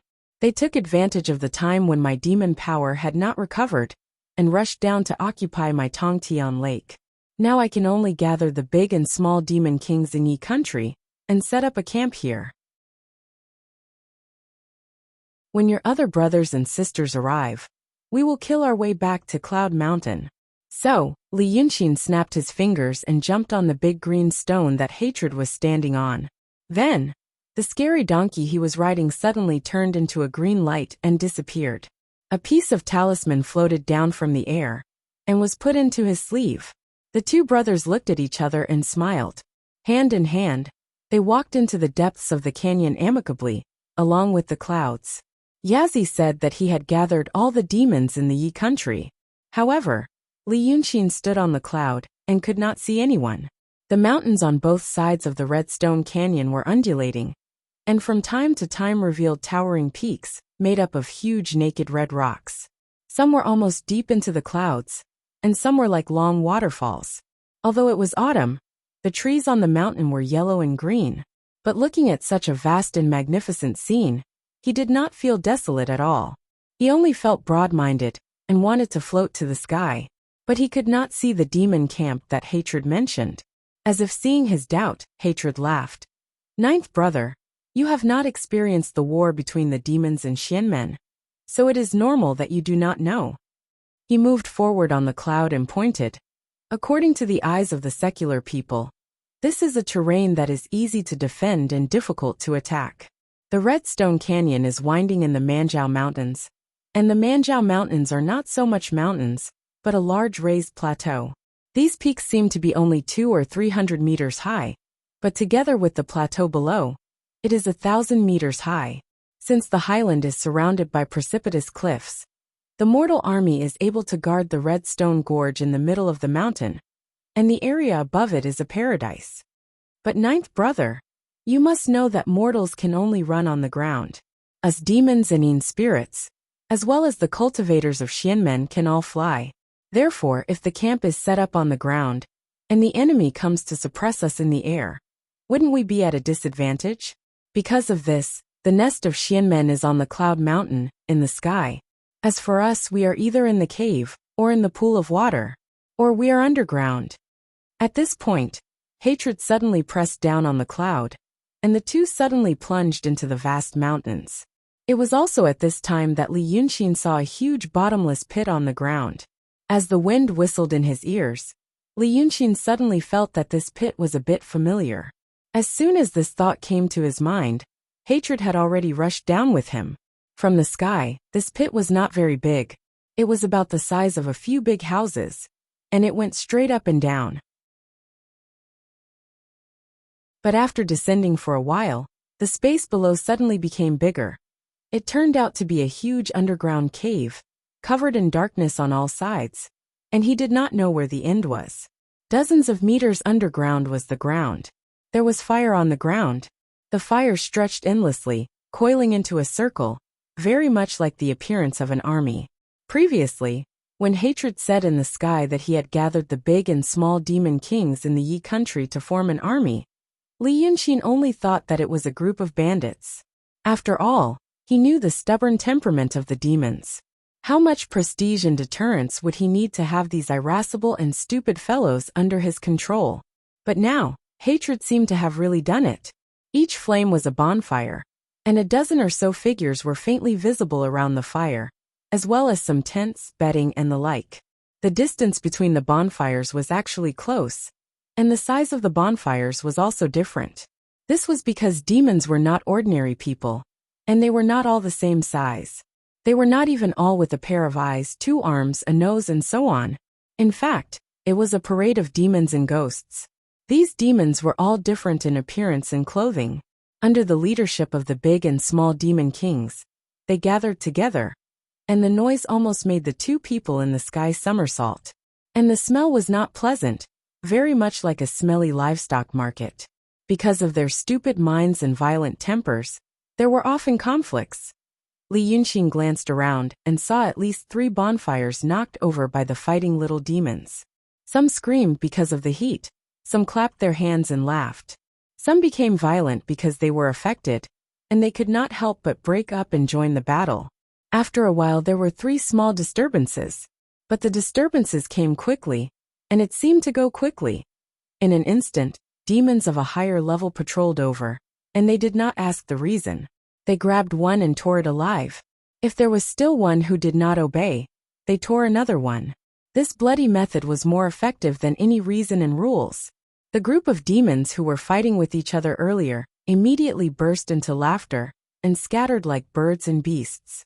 Such a scene played out continuously in this vast underground space. Li Yunxin realized that in less than a quarter of an hour, more than a dozen demons died because of this kind of thing. Such a way to die.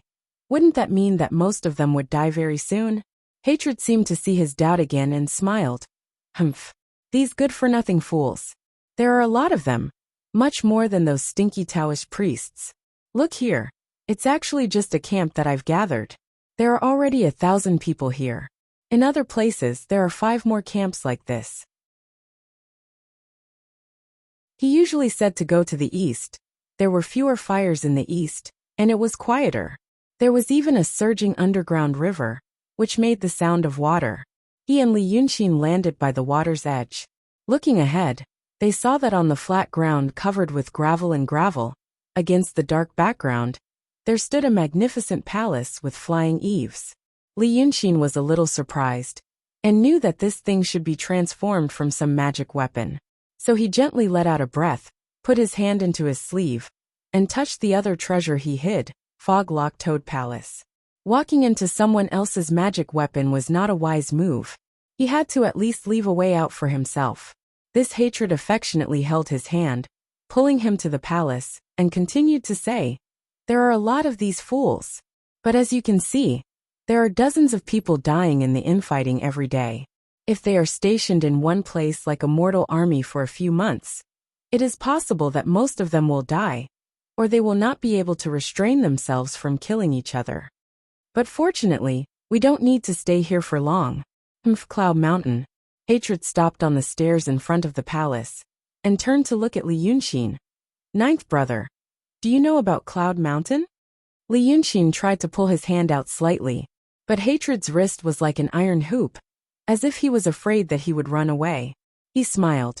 "Second brother, are you talking about the Cloud Mountain that descends once every 500 years will land in your Tongtian Lake?" Hatred laughed. "Good ninth brother, you actually know about it. So it must be because of this that he knew about it. That Cloud Mountain will only stay on the ground for about 10 days. If we want to use these demon soldiers, it will only take about 10 days. During this period of time, as long as they are not all dead and can be used, we don't need to care about them anymore." After saying this, they went up the stairs. When they reached the last step, Li Yunxin saw the inside of the palace. This huge cave was gloomy, like a crescent moon night. But this palace was brightly lit, and it was warm. The floor was covered with a scarlet carpet, and the walls were decorated with pictures of gold. Maids and servants walked to and fro in the wide and magnificent hall, which was more magnificent than the palace of a human emperor. But this was very much in line with his second brother's dressing style. Only then did Hatred let go of Li Yunxin's hand, and looked at him. "Ninth brother, do you want to take revenge? The hatred of being chased by Daotong and Kenzo?" Li Yunxin's heart jumped slightly. He was thinking about how to open his mouth, so that he could take the first step. His first step was to unravel the noose. So he lowered his head in silence for a while, and then raised his head again. But this time, the expression on his face had become very serious and sincere, and the aura on his body was suddenly restrained, as if he was about to make a difficult decision. "Second brother, you should be relieved. You should be relieved now." He said this sentence without any rhyme or reason, and then seriously looked into Yazid's eyes. Hatred was slightly stunned, but then he smiled, and his eyes were playful. "What do you mean?" "I have come to second brother's camp, and also to second brother's magic weapon." Li Yunxin took a breath in relief. "Right now my life is in your hands. It's time for us to have a frank talk." "Ah, ninth brother, what are you saying? There is no benefit in swallowing me." Li Yunxin ignored his words, and interrupted him stiffly. "It is very disadvantageous to second brother. However, I, your ninth younger brother, have a way that satisfies both sides. I can make my second elder brother a great monster that can fight against true dragons and rock kings as equals, and I can save my own life. Second brother, do you want to hear it?" Hatred maintained his smile, and stared into Li Yunxin's eyes for a while. Then the smile on his face turned into a faint sneer. "Ah, ninth brother, you think I want to swallow you? Well, let's think of it this way. In this way, what good idea do you want to tell second brother?" As he said this, the tip of his tongue flashed across his lips. Li Yunxin didn't know if it was an illusion, but she felt that his mouth seemed to have become a little bigger. However, he was not flustered. He just smiled faintly. "Second brother, please think about it. We are just a quarter of the original dragon breath of Shinryu. Shinryu hid half of the dragon breath in Dongting. Then he used the remaining half to divide us. Second brother, even if you worked hard to combine the 9 parts of the dragon breath into one, what can you do? It is just equivalent to the current Shinryu." Li Yunxin shook his head. "I also know that second brother caught the princess of Dongting for the dragon breath in her body. But second brother, think about it again. Even if you swallow the princess of Dongting, it is not as good as Shinryu in its heyday." "Shinryu?" Li Yunxin raised his hand like an impassioned speaker. With another hand behind his back, he paced a few steps in front of the hall and turned his head. When Shinryu was born, there was a real dragon breath. So what? Did you subdue all the monsters in the world? Maybe you did. But didn't you still fight with the Golden Rock King? Furthermore, second brother had spent so much effort just to become the Lord of the Demons? Now, Xianmen wants to eliminate the monsters. Second brother has to deal with not only the monsters, but also Xianmen. Can Shinryu do anything to Xianmen in those days? Oh, hatred narrowed his eyes and looked at him. It turns out that ninth brother is so ambitious.